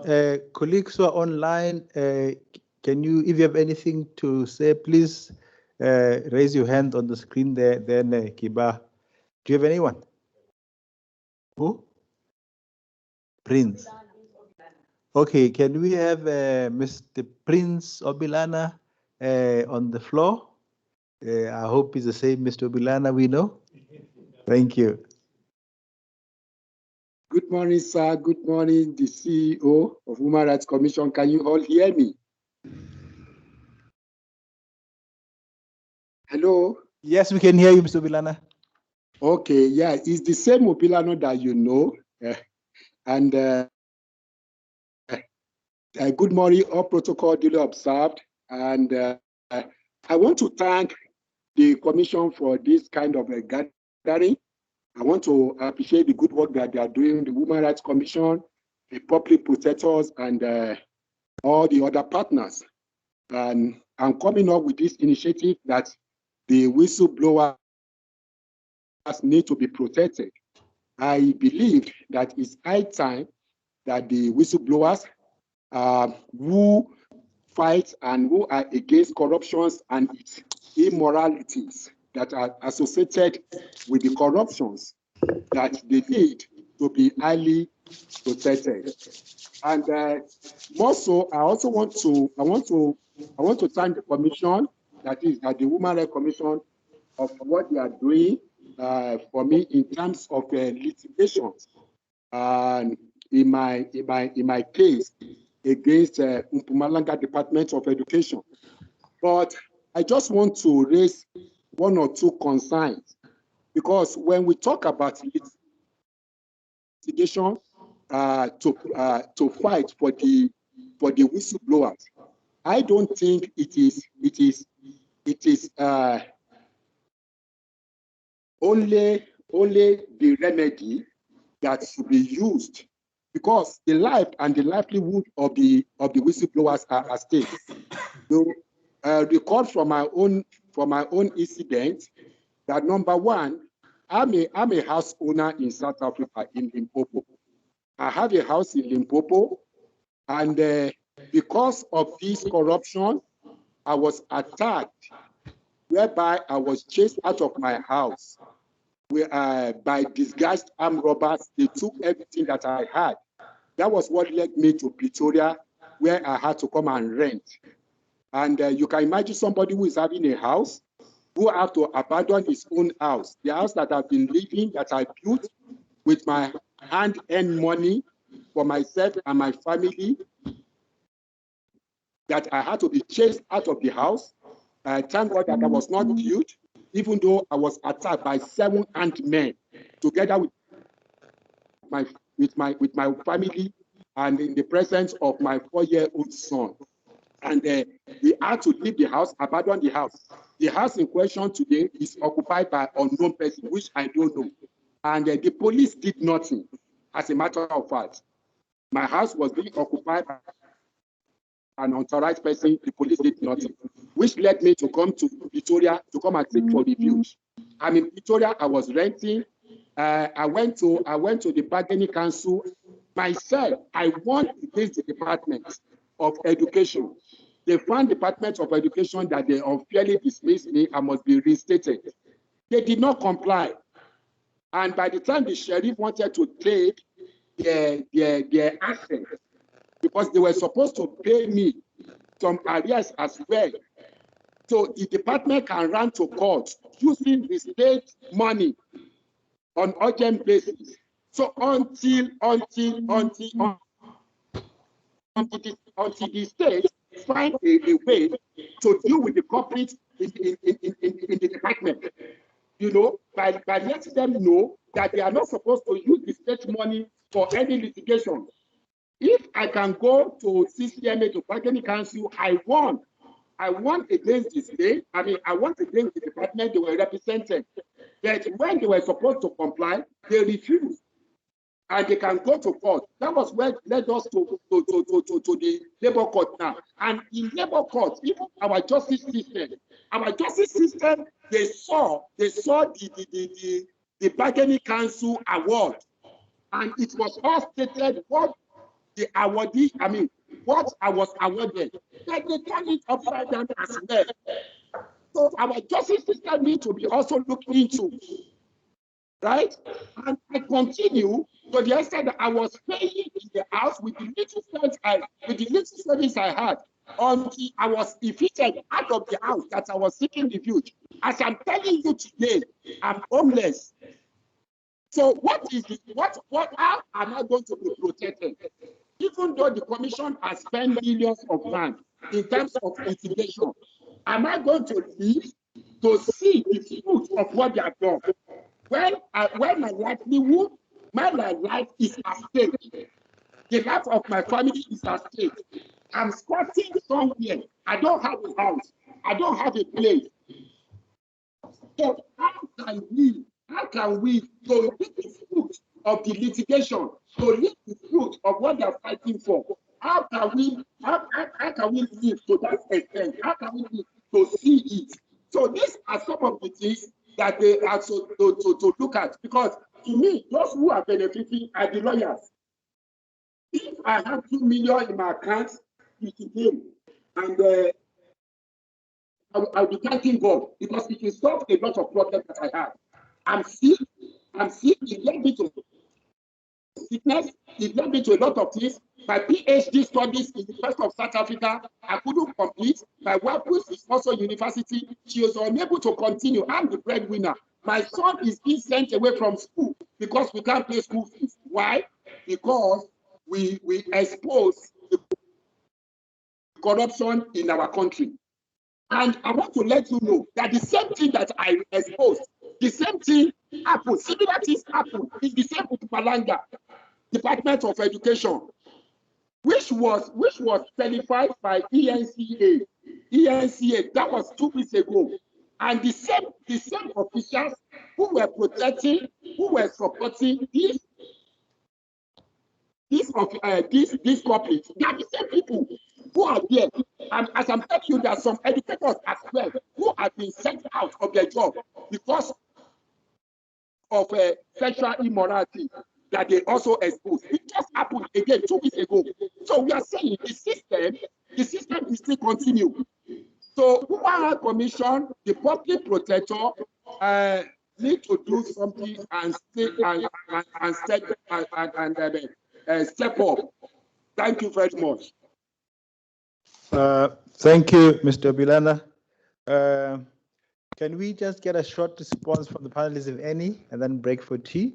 Then we'll then get into the next session, where we'll talk about the experience of whistleblowers. So I don't know if any of the panelists have got any response to any input, or we can break for tea and then come back at 11:30. Okay. Yes, Fad. Okay. If there's anything to respond, otherwise we'll move on. Okay. Can we then propose that we go for tea and we'll come back at 11:30? We'll deal with the issues of Mr. Obilana and others as we go along today. Thank you, Mr. Obilana, and sorry for any other colleague who raised his or her hand. There'll still be more time until 3:00 today. Thank you.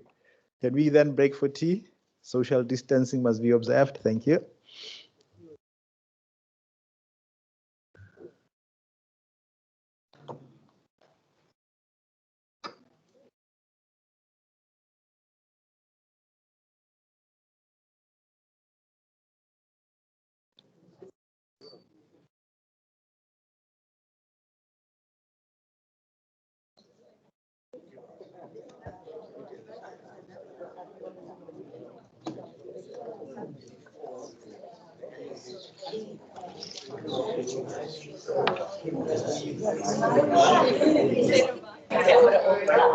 Well done, and well done. You don't know how much hours I think 2.5 hours. Yes, I also left at about 7:45. Okay.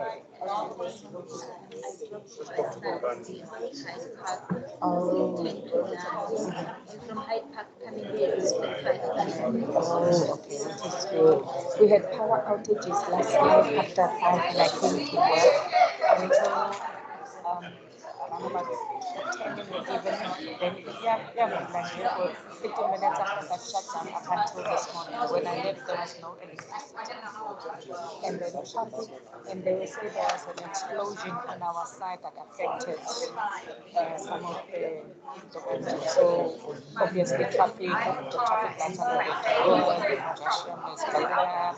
It was just too hectic. And the weather also was, because it was not raining in Pretoria, it wasn't. I actually said to you something. I was like in my crazy thoughts.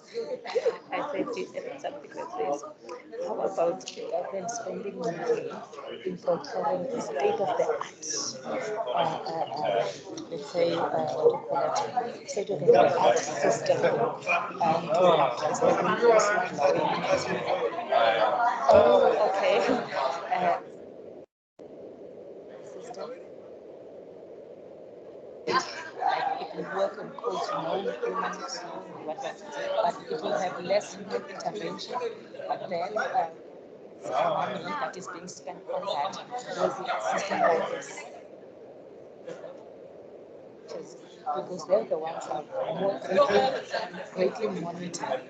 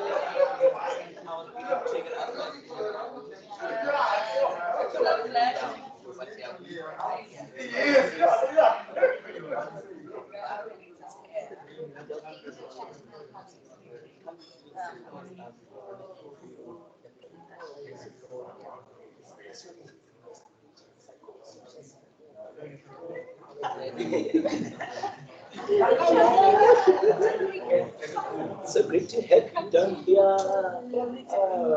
Lovely.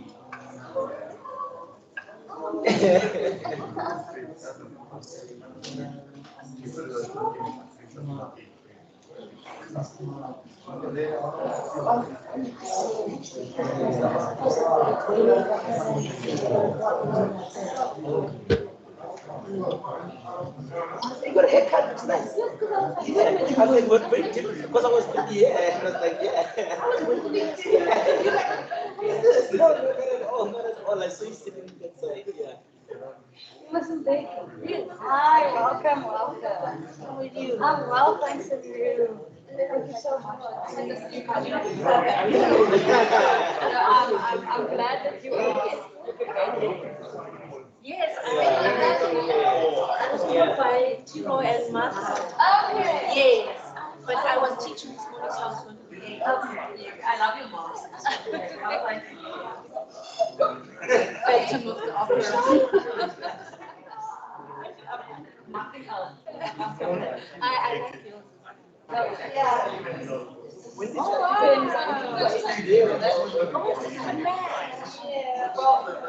Oh, so you also like interesting masks? Yeah, both. The last one. You know, like a busy time. You want to add some math?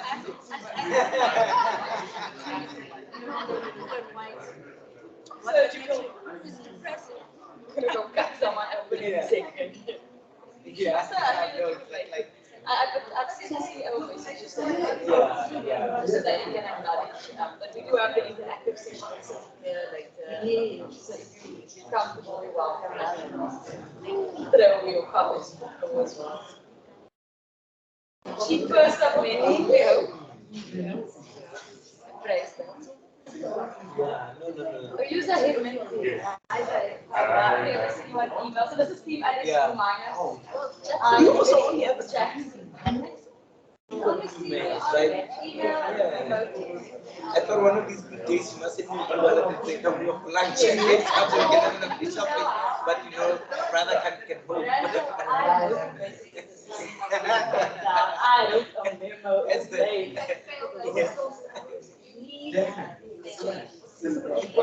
I didn't reply.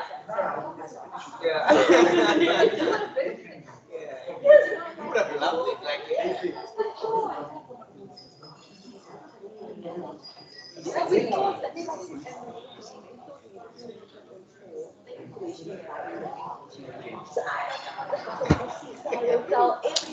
first class flights for LSU, but no, you don't need to spend all. Just the thing. only 99%.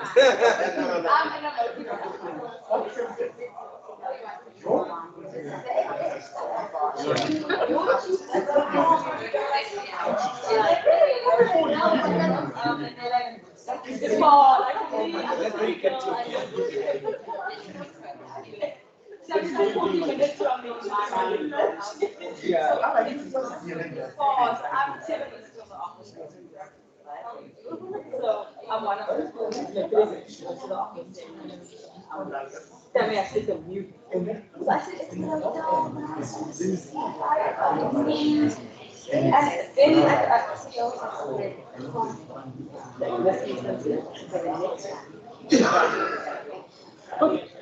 When we get to that like legislation workshop, we don't want to be in parliament at the step of the legislation. Exactly, you know, absolutely. Yeah, no, it could be obvious that I need to listen, and then they want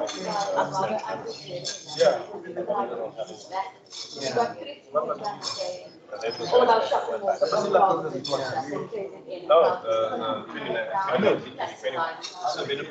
but then it was stopped. okay. You want to know how it was stopped, you want to do inspection, you want to see exactly. Yeah. So what I'm saying is, but he is trying to check the camera.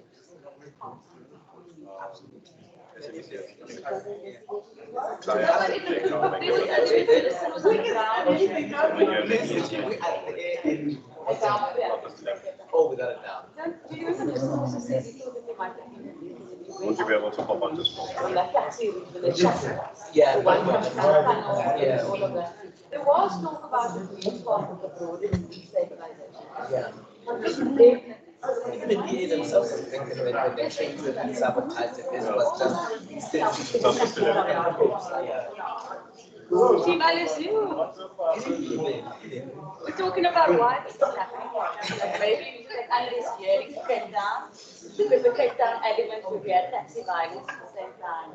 The unrest is happening in other parts of the country. No, so must you say in terms of the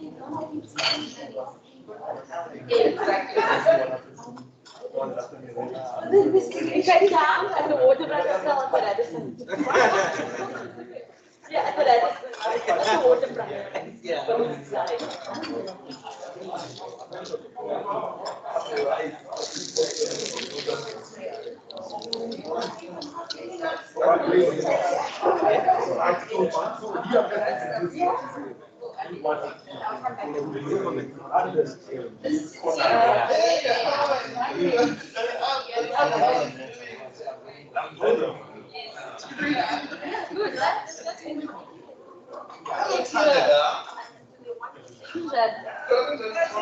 Oh, exit. Because the eye is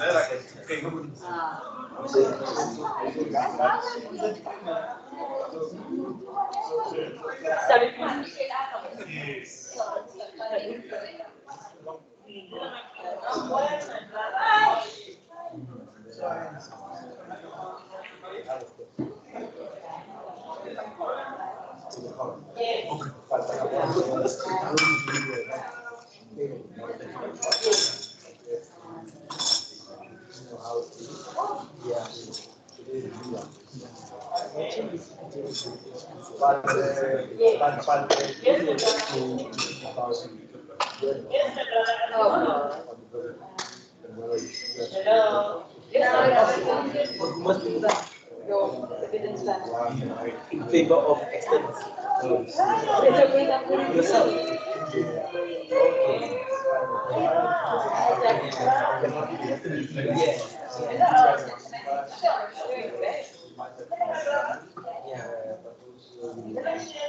Yeah.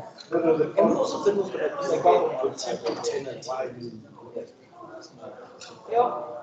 That's a dust, though. Is the that's a dust. I mean, if they can He was no, but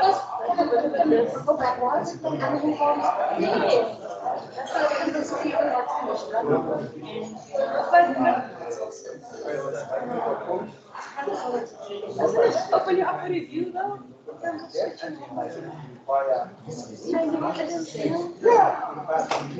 Get them in the room.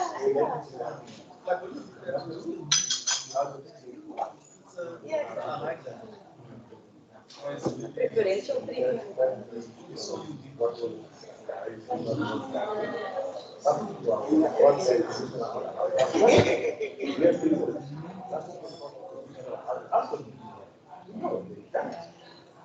They do.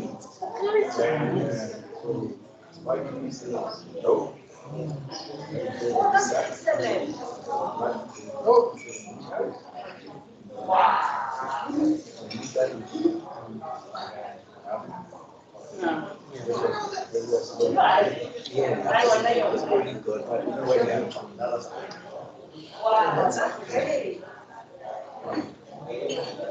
No, we left in high spirits and we had to work out ourselves. I think in a larger institution, we want to also ask colleagues, followers to assist us. So when we're in the front, there's not a three-man show. We have one active effort that comes in the back. We speak with people that we pay beforehand. You know, we pass them through other intelligences so that by the time we sit in front there, we are maybe executing them the more technical process. Yeah. So 1 second.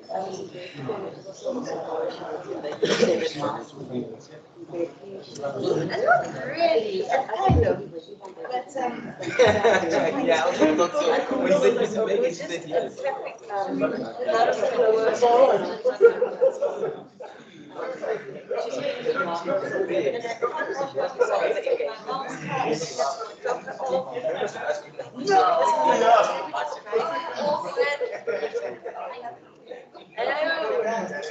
How are you? Okay. And then I put this now.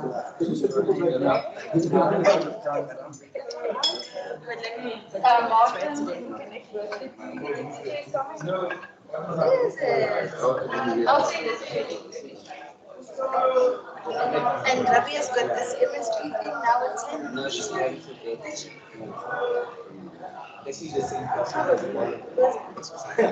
She's wearing yeah. Yes. Listen, yeah.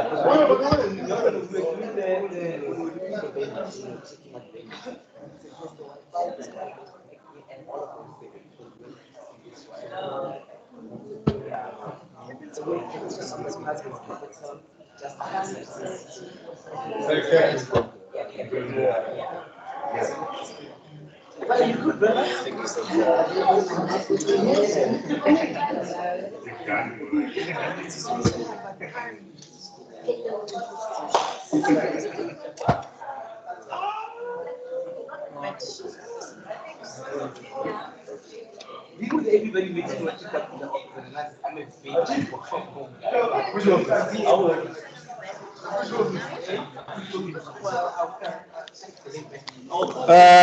Ladies and gentlemen, can we please get started?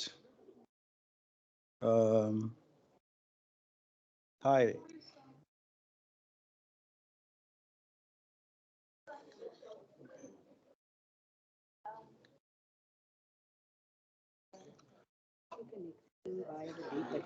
Pardon? Giving me a mic so I can read out some of the comments, one of which is the deputy chair and a couple of other people, so you need to acknowledge. I can't open my phone. Oh, you need to do a restart. If you give me a moment to ask if Okay. is there anything else? Okay. Colleagues, can we be seated? I'm told that there were some comments in the chat box. So basically, with the powers given to me, we will allow those and then we'll just shift a little bit by 10 minutes. So Fadla, can you please read out those comments, as well as then we'll take one other input from the floor, and then we'll move to the next session. I'm really sorry, colleagues who are online, that we now have to amend the program slightly just to accommodate those inputs. Yeah. Meanwhile, we can ask our next panelists to take the seat at the front whilst we deal with the matters from the previous session. Fadla, the floor is yours. 1 second, please close the door there. Can you close the door, please?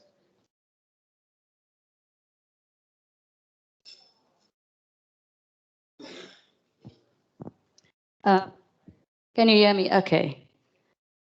Thanks, CEO. So we have a few comments that had come in the chat box, and we just want to acknowledge, in addition to some of the technical issues,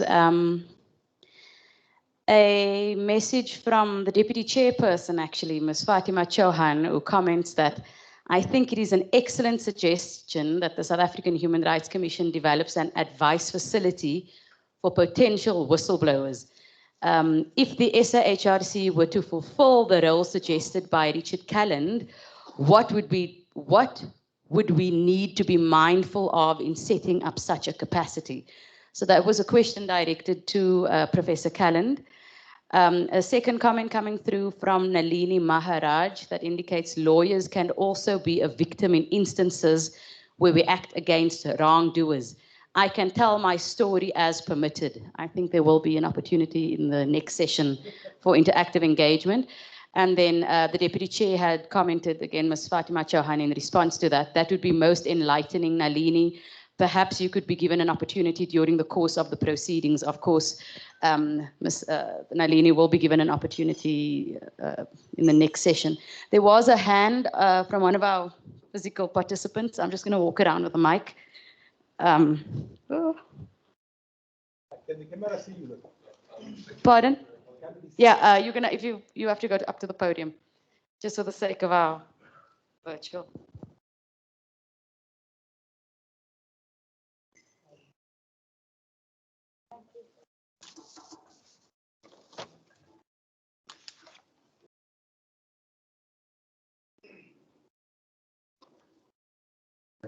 All right, good morning, and thank you for giving me the mic. I just wanted to highlight, my name is Busezo Marapedi. I am the Regional Director of the Platform to Protect Whistleblowers in Africa. Well, in short, PLAF. And PLAF has assisted a few whistleblowers, particularly who played a role in the state capture case. What I wanted to highlight is that as civil society, we are coming on board in terms of creating an ecosystem in South Africa to ensure the protection of whistleblowers. Being PLAF, knowing what we know in terms of how to do secure communication, how to offer legal assistance or media assistance, advocacy, and realizing the importance of public education, particularly in the definition of who a whistleblower is. Who the whistleblower is and where they report to, very, very important. And that is an education that is sometimes lacking, that has put whistleblowers in danger. We had a meeting with representatives from Whistleblower House, yes, Cynthia, and in our meeting, and we will continue having other meetings to actually properly brainstorm an ecosystem of what we can do as civil society to offer some of the services or assistance that maybe, say, the Human Rights Commission can't, and maybe Public Protector can't, but from civil society to complement the work that government is doing to ensure that protection. So I just wanted to highlight that from the previous speaker who spoke of gaps, that there are gaps, but there are also civil society organizations that are trying to fill in those gaps. And PLAF is available, Whistleblower House is available, and soon we will come up with a concept note on how we intend to offer that assistance. Thank you. Thank you, my sister. Richard, are you here? Or can any of the previous panelists respond to the comments raised by our Deputy Chairperson? If the Commission was to play an advisory role, how will this happen? I guess the same would also apply to Public Protector. So maybe I should ask colleagues from Public Protector and throw you under the bus.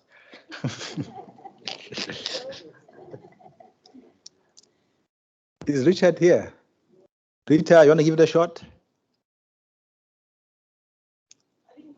Fadla, can you read the question again?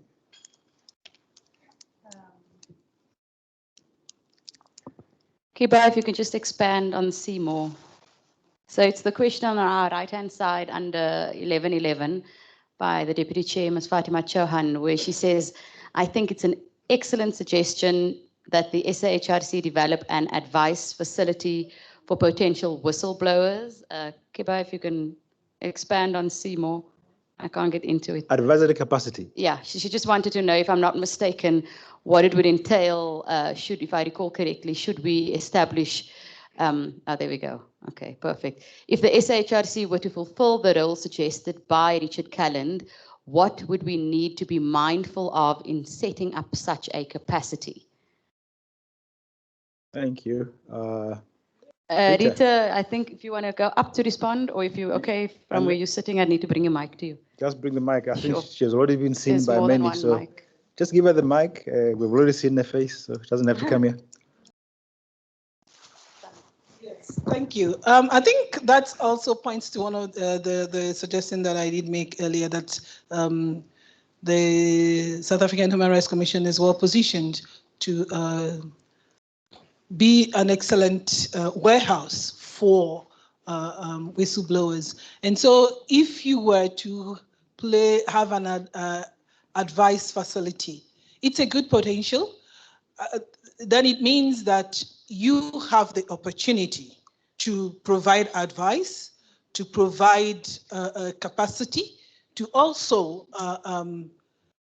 truly weigh into the interface between corruption and whistleblowers, because as an agency already, you are positioned to protect human rights. And so you will be a very important agency to ensure that it comes right with these angles of what we are trying to do with whistleblower protection and support. So I think the one thing that we should look into is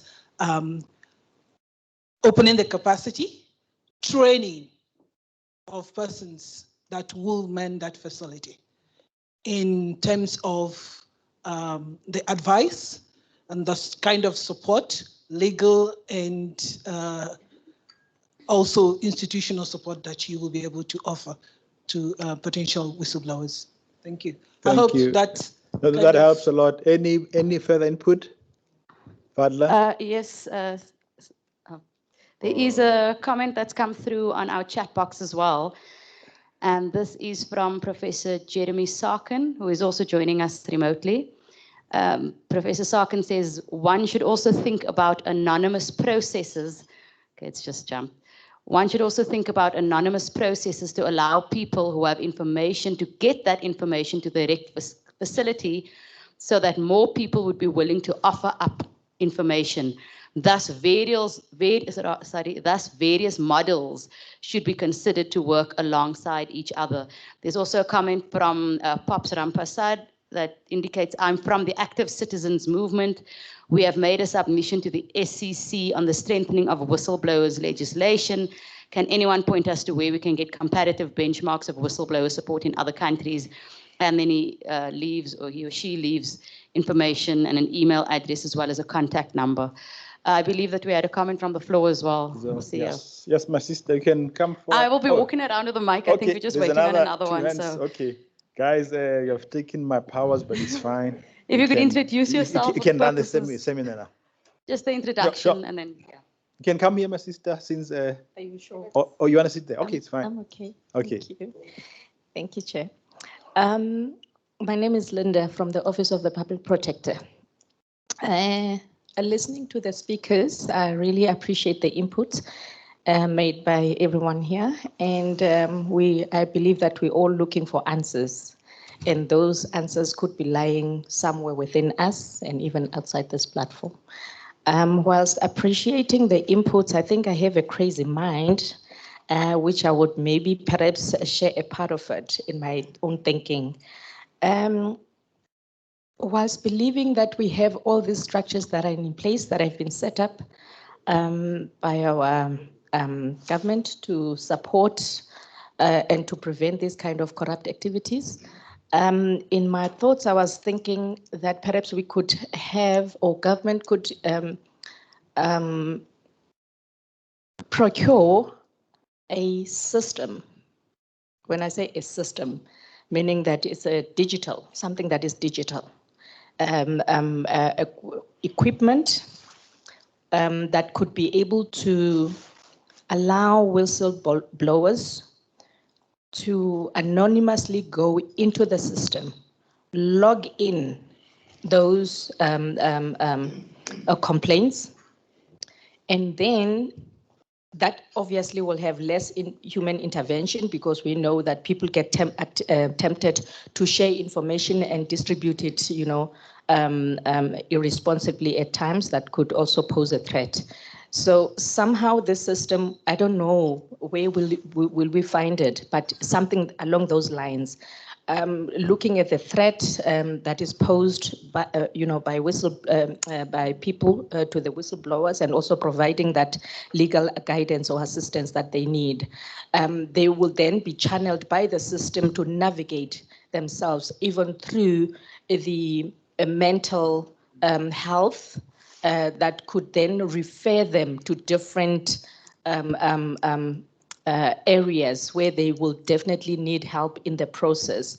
And I think also maybe the system, when it gets to a certain level, the system needs to generate a report in terms of showing how far has this whistleblower gone and how far the progress has been made by the system on the legal aspect, on the health aspect, and also on the threat aspect in terms of knowing. And when they are being referred to those by the system, they will go with codes, meaning that they will not go on their names. Let's say, for instance, we want to refer somebody to a health institution to be able to get that mental health. It will be just a coded thing that he will just go and be able to give the code, and then no one will know what they lodged a complaint up against who, and that they will also in the process be able to get some help. I thought that's my crazy mind. Excuse me. Thanks a lot. Thanks a lot. It's not a crazy mind at all. Yeah. Yeah, less inhuman intervention is very speedily, and also it could be uploaded with all sorts of acts that are relevant to the whistleblowers. Then they can be able to take and see what their rights are and how far can they go and who to approach if needed be. And then maybe there could be on call, like call center, speak to somebody with other voices they will not be able to speak to. It will be code 001, how can I help you? And then the person will be able to speak, and then their recording will go into the system. Thank you. Our last input on my right.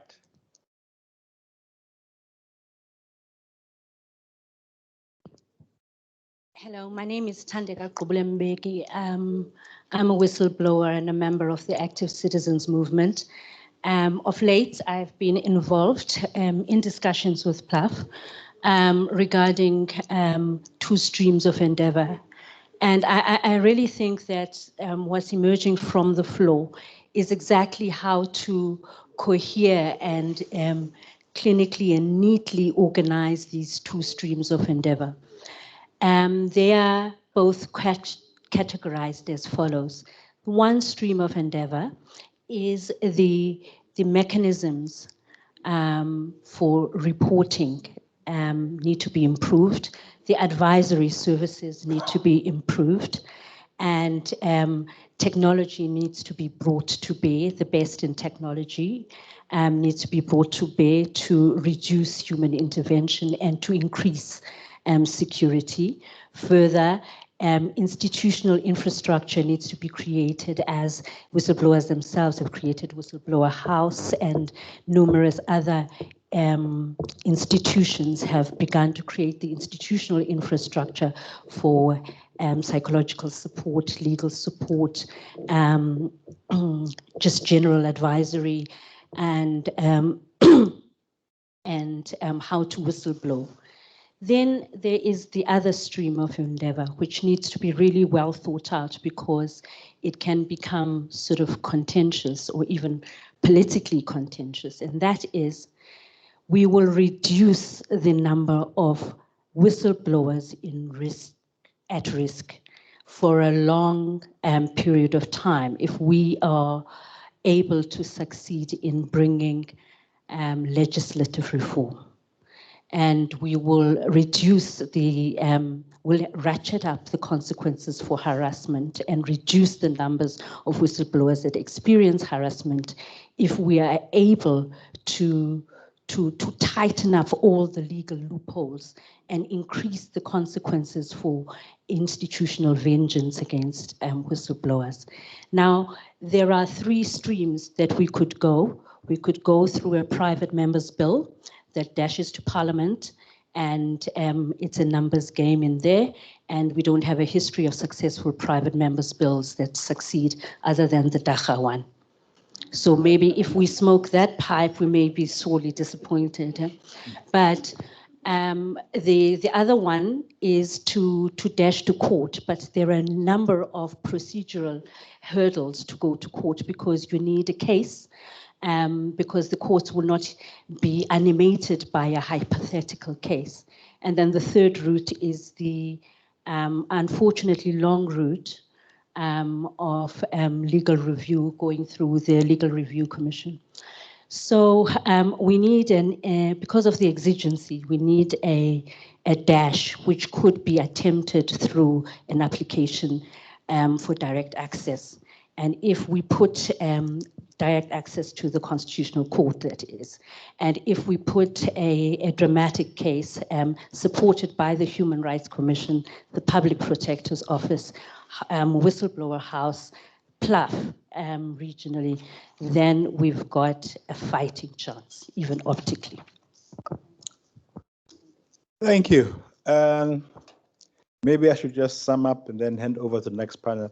Yeah, colleagues, just in response to the inputs, one is that both the Human Rights Commission and Public Protector are listed in PDA as centers where people can go and submit their whistleblowing activities.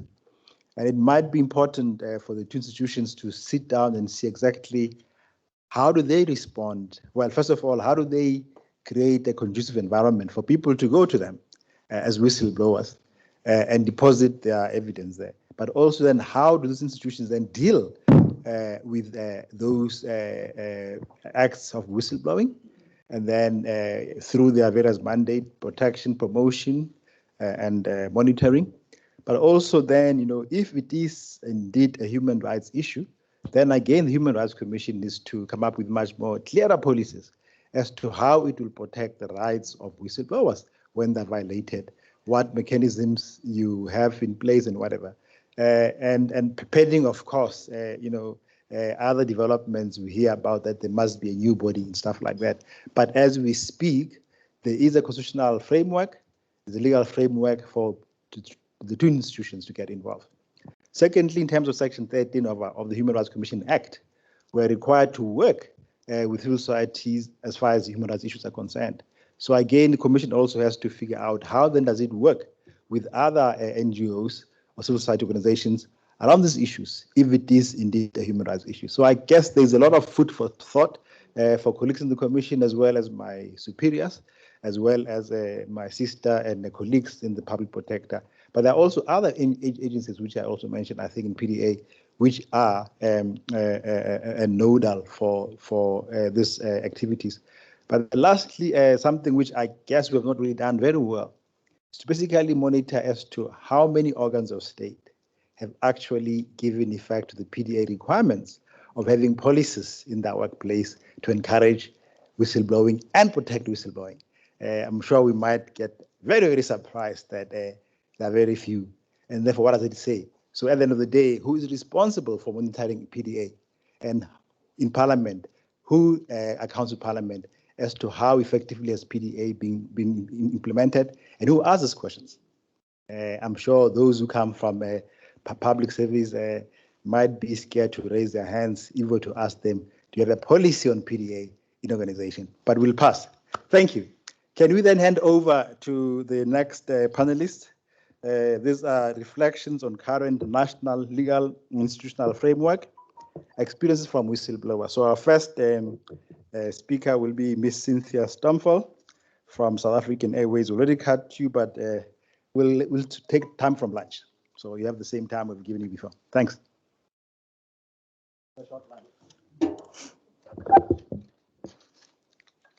Good morning, everyone. Greetings to the program director. Thank you for having us here, the CEO of Human Rights Commission, all commissioners present via the online system, the Deputy Public Protector, and all delegates attending today. I'd like to start with a quote by Elie Wiesel. He's a Romanian-born but American writer, author, political activist.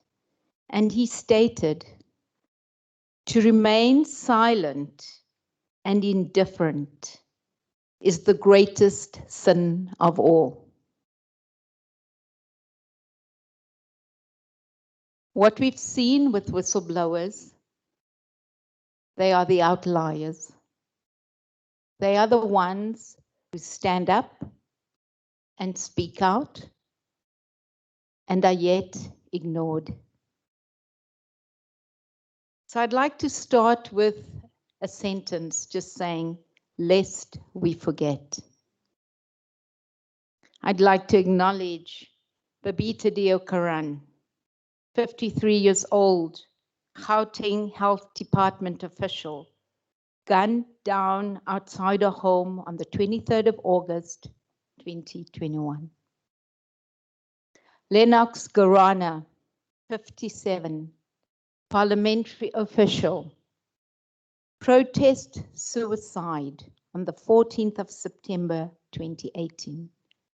He shot himself in Parliament. He protested against the bullying with his boss, then person Dumisani Sitole. He took his case to the then Speaker, Baleka Mbeta, and the Chairperson, Thandi Modise. Nothing happened. There was a small article in the newspaper, and nothing has changed in Parliament. Sikosipi Bazuka Radebe, 51, was the chairperson of the Ahmadiba Crisis Committee. They were an organization campaigning against mining in Zolobeni, which is in Pondoland, Eastern Cape. He was gunned down outside his home. Jimmy Matlala, Speaker of the Mbombela municipality, whistleblower, shot dead at his home by 2 masked men, January 2009. He blew the whistle on the then municipal manager, Jacob Bladler, on an £80 million transaction. If you equate it to Rand, today's terms at 20, 1.6 billion. He uncovered a fraudulent tax certificate used to secure the tender to build the stadium. Philemon Ngwenya, 53, of Tembalile near Freda, murdered. He was outspoken about the dubious farm deal, the Estina dairy farm. He had been stabbed with a sharp object and his body brutally battered. He was left in his bed wrapped in blankets. Moses Chaka, an auditor in the Free State Department of Agriculture.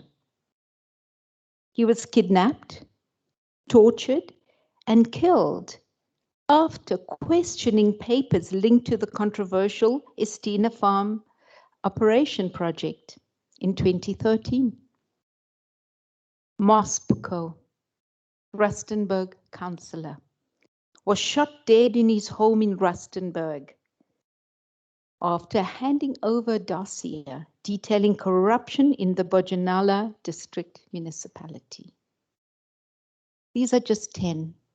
The list goes on of people standing up, speaking the truth, and highlighting corruption, which I agree totally is a violation of human rights. Whistleblowers are in hiding. Yeah, I just quote 5. Athol Williams, Bain whistleblower, had to flee South Africa for fears of his life and his safety of his family. Sinatemba Mbuli, whistleblower from the Kingdom Prayer Ministry in Soweto, atrocities done by the pastor which he reported, is in hiding. Tabiso Zulu, who we all know well in KZN, is currently in hiding. Nontle Matuma of the Ahmadiba Crisis Committee has attempts made on her life. Aristades Danicus, previously an SAPS reservist, whistleblew on atrocities committed in the Cato Manor, KZN, had to leave South Africa. For 2 years, Amnesty International was protecting him. Dr. Masimba Dawa, well-qualified PhD, worked with me at South African Airways, lost his home and currently hiding in Zimbabwe. So what is the Protected Disclosures Act? And how come did it not protect any of us whistleblowers?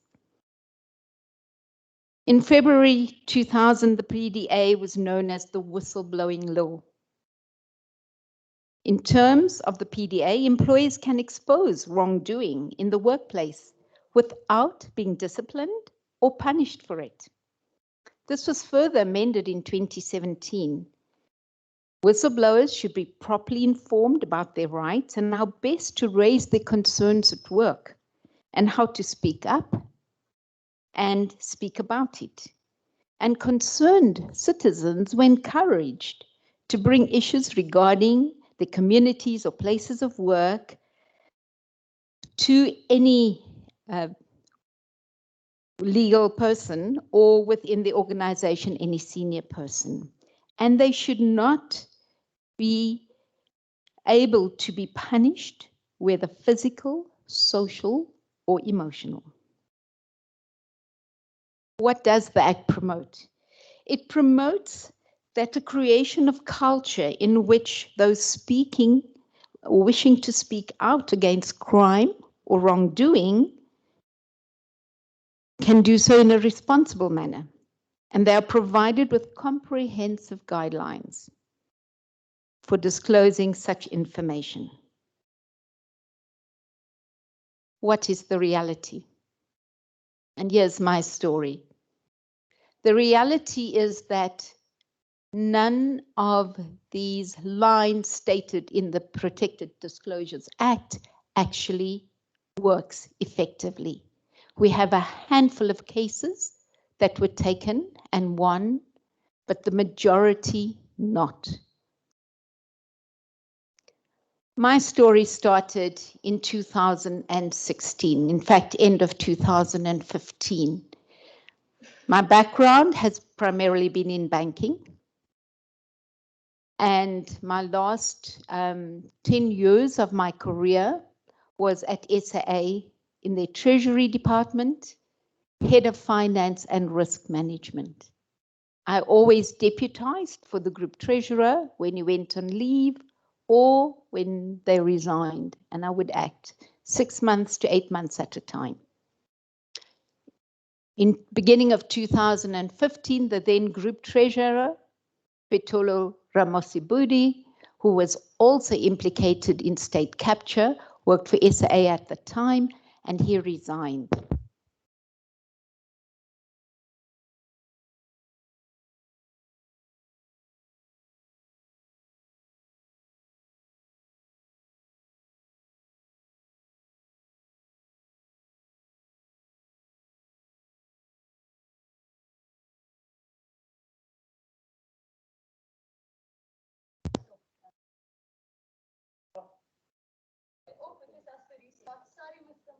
No problem at all. I'm glad we're back online. Mike's on.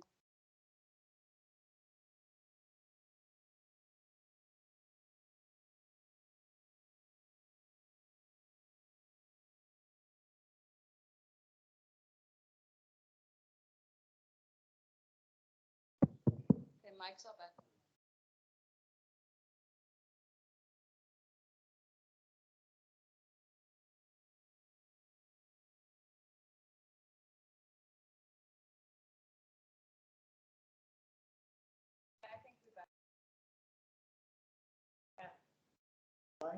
Back online.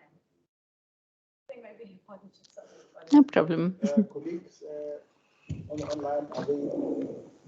Yeah, they are. I've just logged in. Logged in. Are we back online? Okay, I guess we can continue. But we won't see the screen here.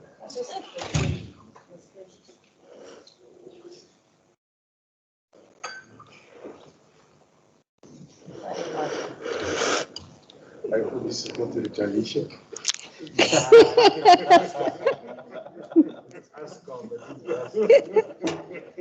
Sorry for those who just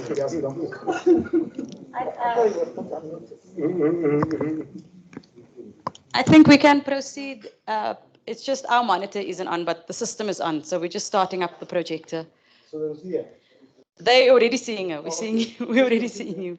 So you may proceed. Sorry about that load shedding. Thank you. In 2015, I started acting as the group treasurer for SAA, and by the end of that year, going through the employment process and the application and recruitment process, I got the position as group treasurer. But it was during that period whereby we were sourcing funds for SAA, and our board then got involved. So if you look at a governance process, is your first step, where if everyone has their roles and their specific duties to perform, especially if you're at board level, you have your fiduciary duties. The board is not supposed to get involved in operational issues, direct it or change it or demand how to change it. And that was what was happening at SAA. The first time I saw it happening was when we were asked to add names of suppliers for funding in Treasury, and the names had to come from board.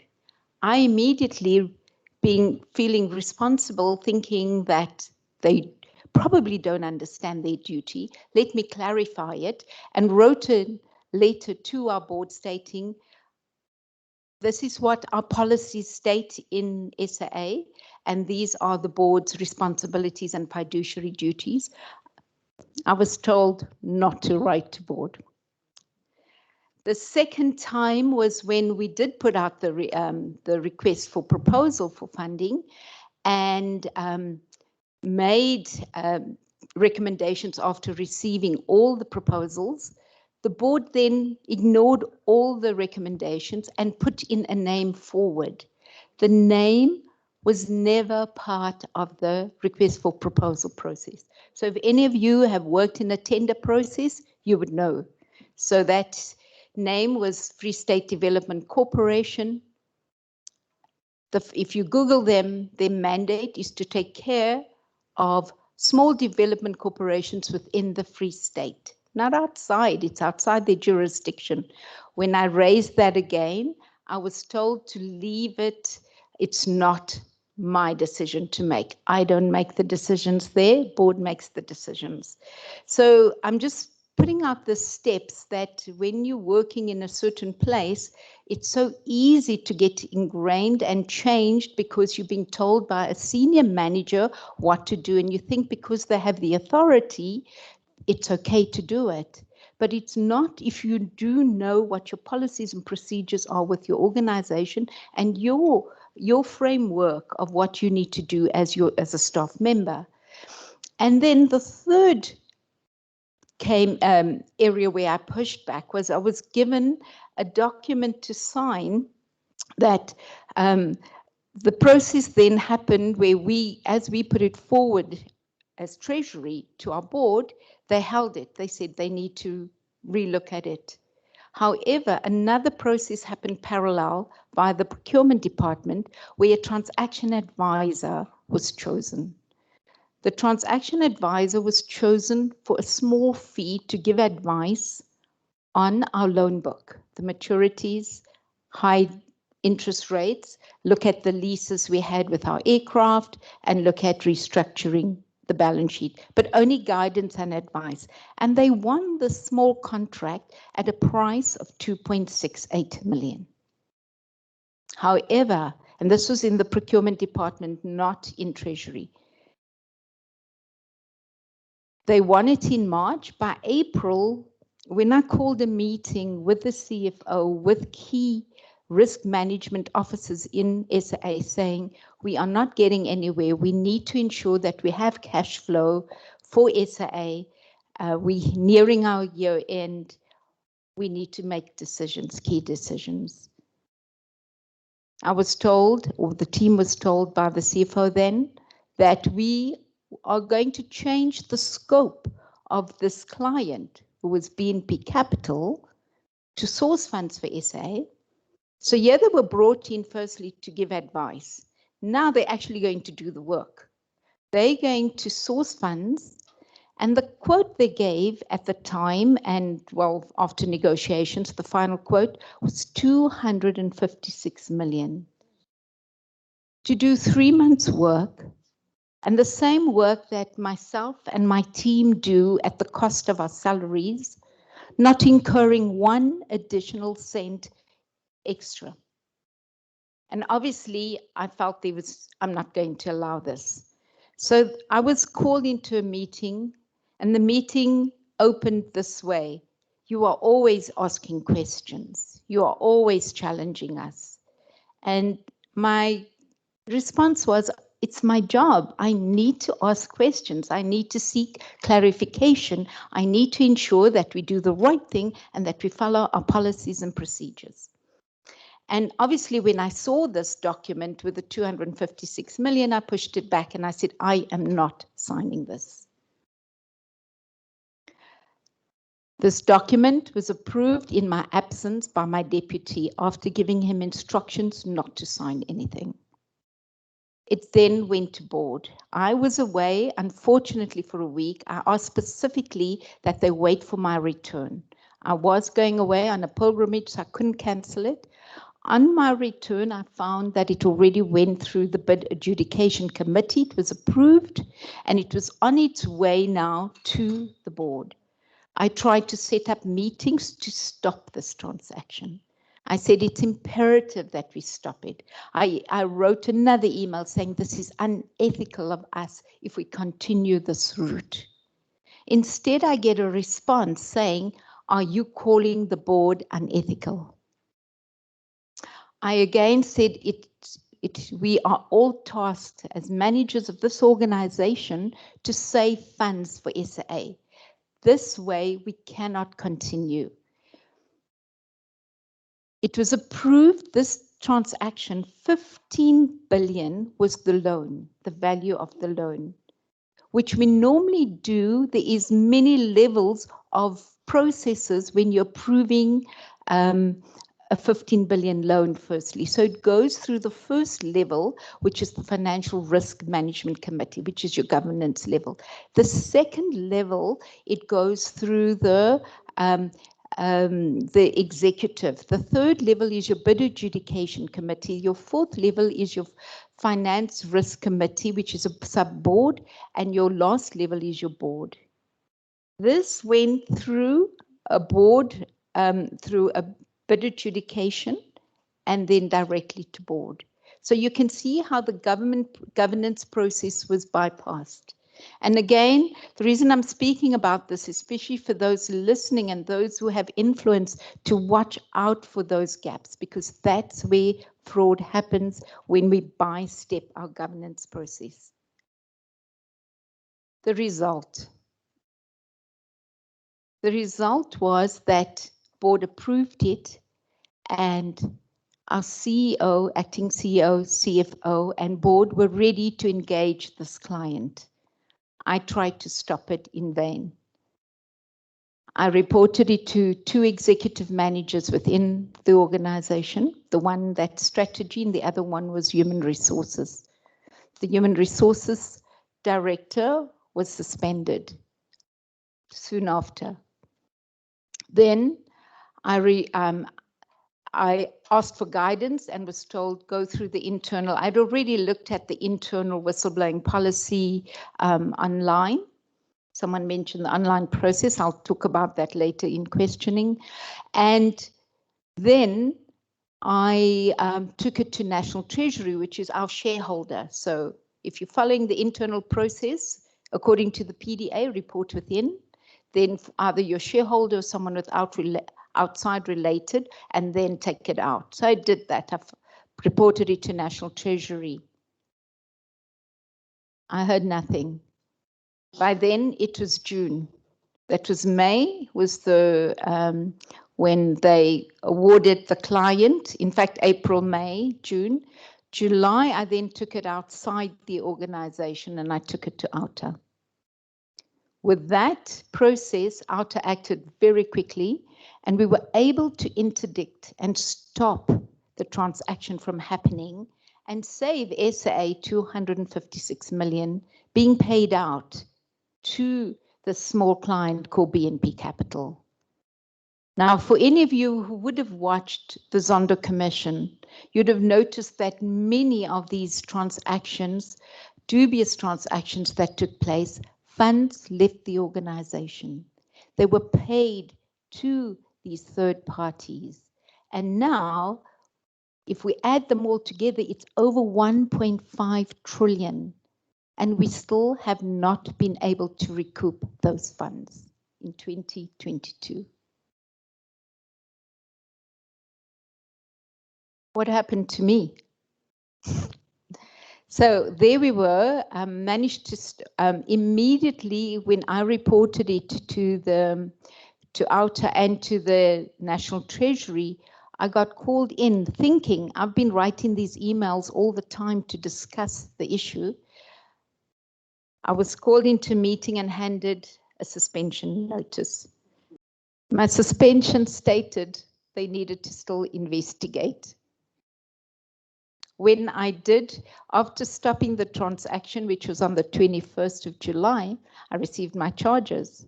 My charges stated insolence for calling the board unethical.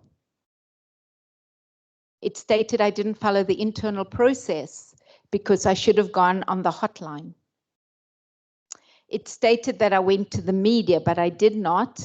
The day I received my suspension letter, the first call that came to my phone, a number I did not know, was actually the Sunday Times Sabelo Kitty saying, your job is at risk, I just heard. Who could have told him that but someone from SA? So my fourth charge was that I committed misconduct. And the last one was that I was also about, I didn't follow the process properly around the PDA because I didn't report internally and the other one was I didn't follow it properly. So if one looks at those charges, they're actually trumped up charges. But what's the result of that? That I did lose my job. That I had no legal recourse, which I did ask for. I was told that I need to find legal recourse from my own pocket. What happened with SAA? They were paying a lawyer 30,000, I think, for each session, just whenever we sat for the CCMA. The disciplinary hearing did not happen. If one looks at what our current legislation tells us, that if there's any issue, we have to go via the disciplinary hearing, then we go to the CCMA, then the labor law. If it's a Protected Disclosures Act, we need to link them, and that should be treated separately, but it's not. The Protected Disclosures Act is falling within the ambit of the Labour Relations Act. And that's the first change we need to make. It's take it away from the Labour Relations Act and keep it separately.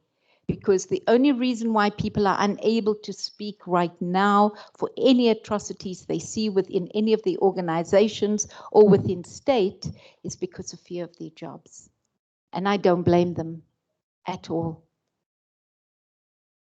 So comparing what the PDA says in our legislation is, I did not have a disciplinary hearing. Why? Because SAA was never there. I appeared on time with my lawyer. They were just not prepared. They did send their lawyers, but there was no representative from SAA, so obviously they can't go ahead. The same thing happened with the CCMA. My lawyer then said, let's take it to the Labour Court, and the Labour Court ruled that I have to first go through the CCMA. So we followed it.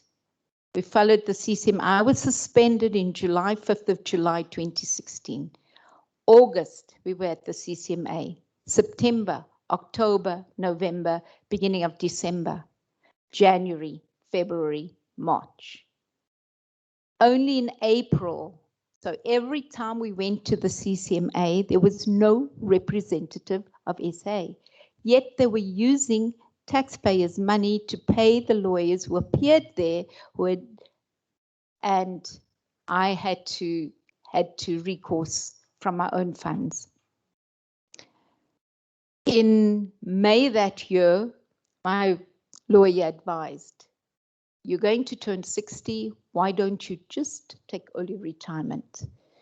I discussed with my family, I was ready to fight. I just said, I have a clean-cut case. I should take this till the nth degree. And my husband, my children, my siblings said, just take the early retirement and you can find a new path. So it's what I did. But looking back today, where is SAA? I'm just saying that had they followed the recommendations we made to them at the time, they would probably still have existed because they would not have suffered the cash flow detriment that they suffered. There were banks willing to work on a call in Latin pari passu, equal terms that every bank gives 3 billion, 5 banks making it 15 billion at an equal rate, and the risk is spread across the banks, which is spread across this country, because you have to look at every impact with the banks or state-owned entities. That risk is not only with the ESCOM, it impacts the entire country. And we can see that now with the war with the Ukraine. So that advice was not followed because it was one of our recommendations.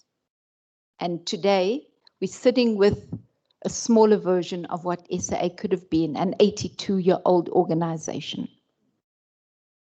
What does it do for whistleblowers? What did I suffer? So for me, I will say I am fortunate that I did not suffer as much as my fellow whistleblowers. So I do not want to deter from their suffering at all. But because I was already close to 60, I took that early settlement. It was a 6-month salary payout that I got. I still had my provident fund. I didn't get a pension with SAA. I had no benefits. All I had was my provident fund that I've been putting money with, obviously together with your organization. But I was in a better position being older and having been wiser in saving funds and being able to pay off my home. But my colleagues, like Masimba Dawa, and that's why I mentioned him, lost his home. His children cannot go to school. There are many others right now who've lost their income, their livelihood, future opportunities for work because you are tainted and tarnished with the scarlet letter, big and red W. You are a whistleblower. No one touches you. I thought I was brave and naive in the same way, that if I reinvent myself, I will get a job. I have a master's degree. I thought I will get a job. I applied to the banks, nothing. I didn't apply to state-owned entities because I didn't want to work for them. I then applied to universities, nothing. I then thought, okay, Cynthia, your expectations are too high, lower them. I then decided, well, how can I use my skills that I have, and went to study further to be a certified director. And even today, I'm still applying for jobs that are remunerated. I had one last year from the BCCSA, but it's only when I do some work. So I got paid 10,000 for that, but nothing else. I'm on 4 boards at the moment. They're all non-profit. But every time I apply to a board that remunerates, I get not even a response or acknowledgement. So all I'm saying is that people obviously Google you, they search you, they find out your background. It is difficult. So the impact is far harder than what we see. So whatever we say, we've got a very good legislation. Again, just what does the Act protect you from? It should protect you from any disciplinary action or dismissal, suspension, demotion, harassment, intimidation, etc., in the PDA. It does not happen. We're at this crucial point where I would like to again say that I'm so grateful we're having this dialogue now, this discussion, this summit. We have many, they've called many of us as whistleblowers, we're always speaking, but we now need to turn that into action. So therefore, in conclusion, I would like to say that where are we as whistleblowers? We've spoken a lot about how they suffered and what they've lost. But now we need to change that legislation. We need to put steps in place, organizations in place, systems in place, processes in place to ensure that this does not happen to whistleblowers.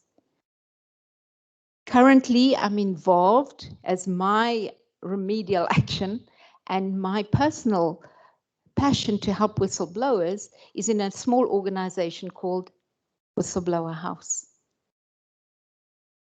We launched 22nd of Feb. To date, we've had 65 cases already. And there is the whole spectrum of how do you help a whistleblower.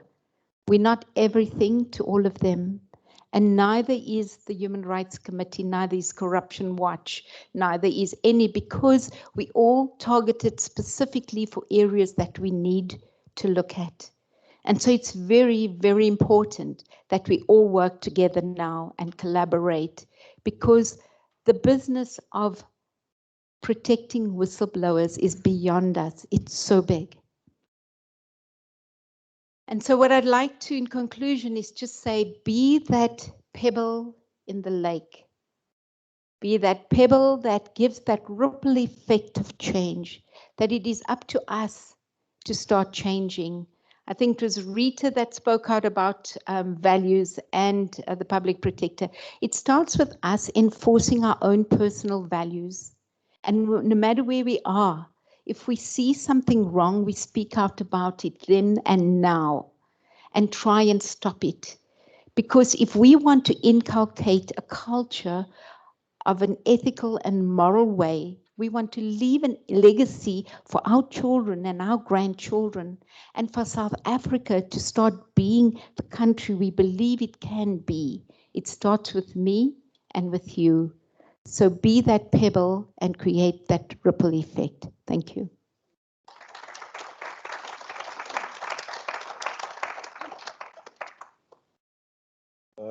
Thank you, Cynthia. We shall indeed have to be that pebble. The Zondo Commission report states very clear that because of the occupational detriment Cynthia suffered in SAA, she lost out to about 2.5 million due to being forced into early retirement. And I'm hoping that those who run SAA will have a reflection on this. Thank you. I'm now going to call on our next speaker, Martha Ngoye from Brussels.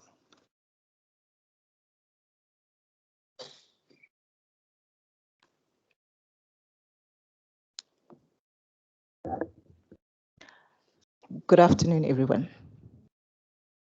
Program Director, can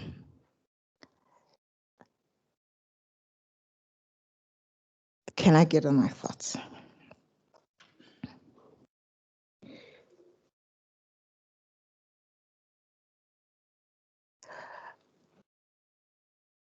Cynthia's story is my story, is Patricia's story, it's your story, Tandeka. Tiro, it's your story. It's our stories. When the CEO asked me to speak, I didn't even think about it. I said, yes, I will. But as time went on and we were nearing closer to this session, I asked myself, will I be able to stand and do it? Because, as Cynthia has indicated, we have spoken. I've been on TV. We have requested for protection. We've said it all. Has anything happened to date? Nada.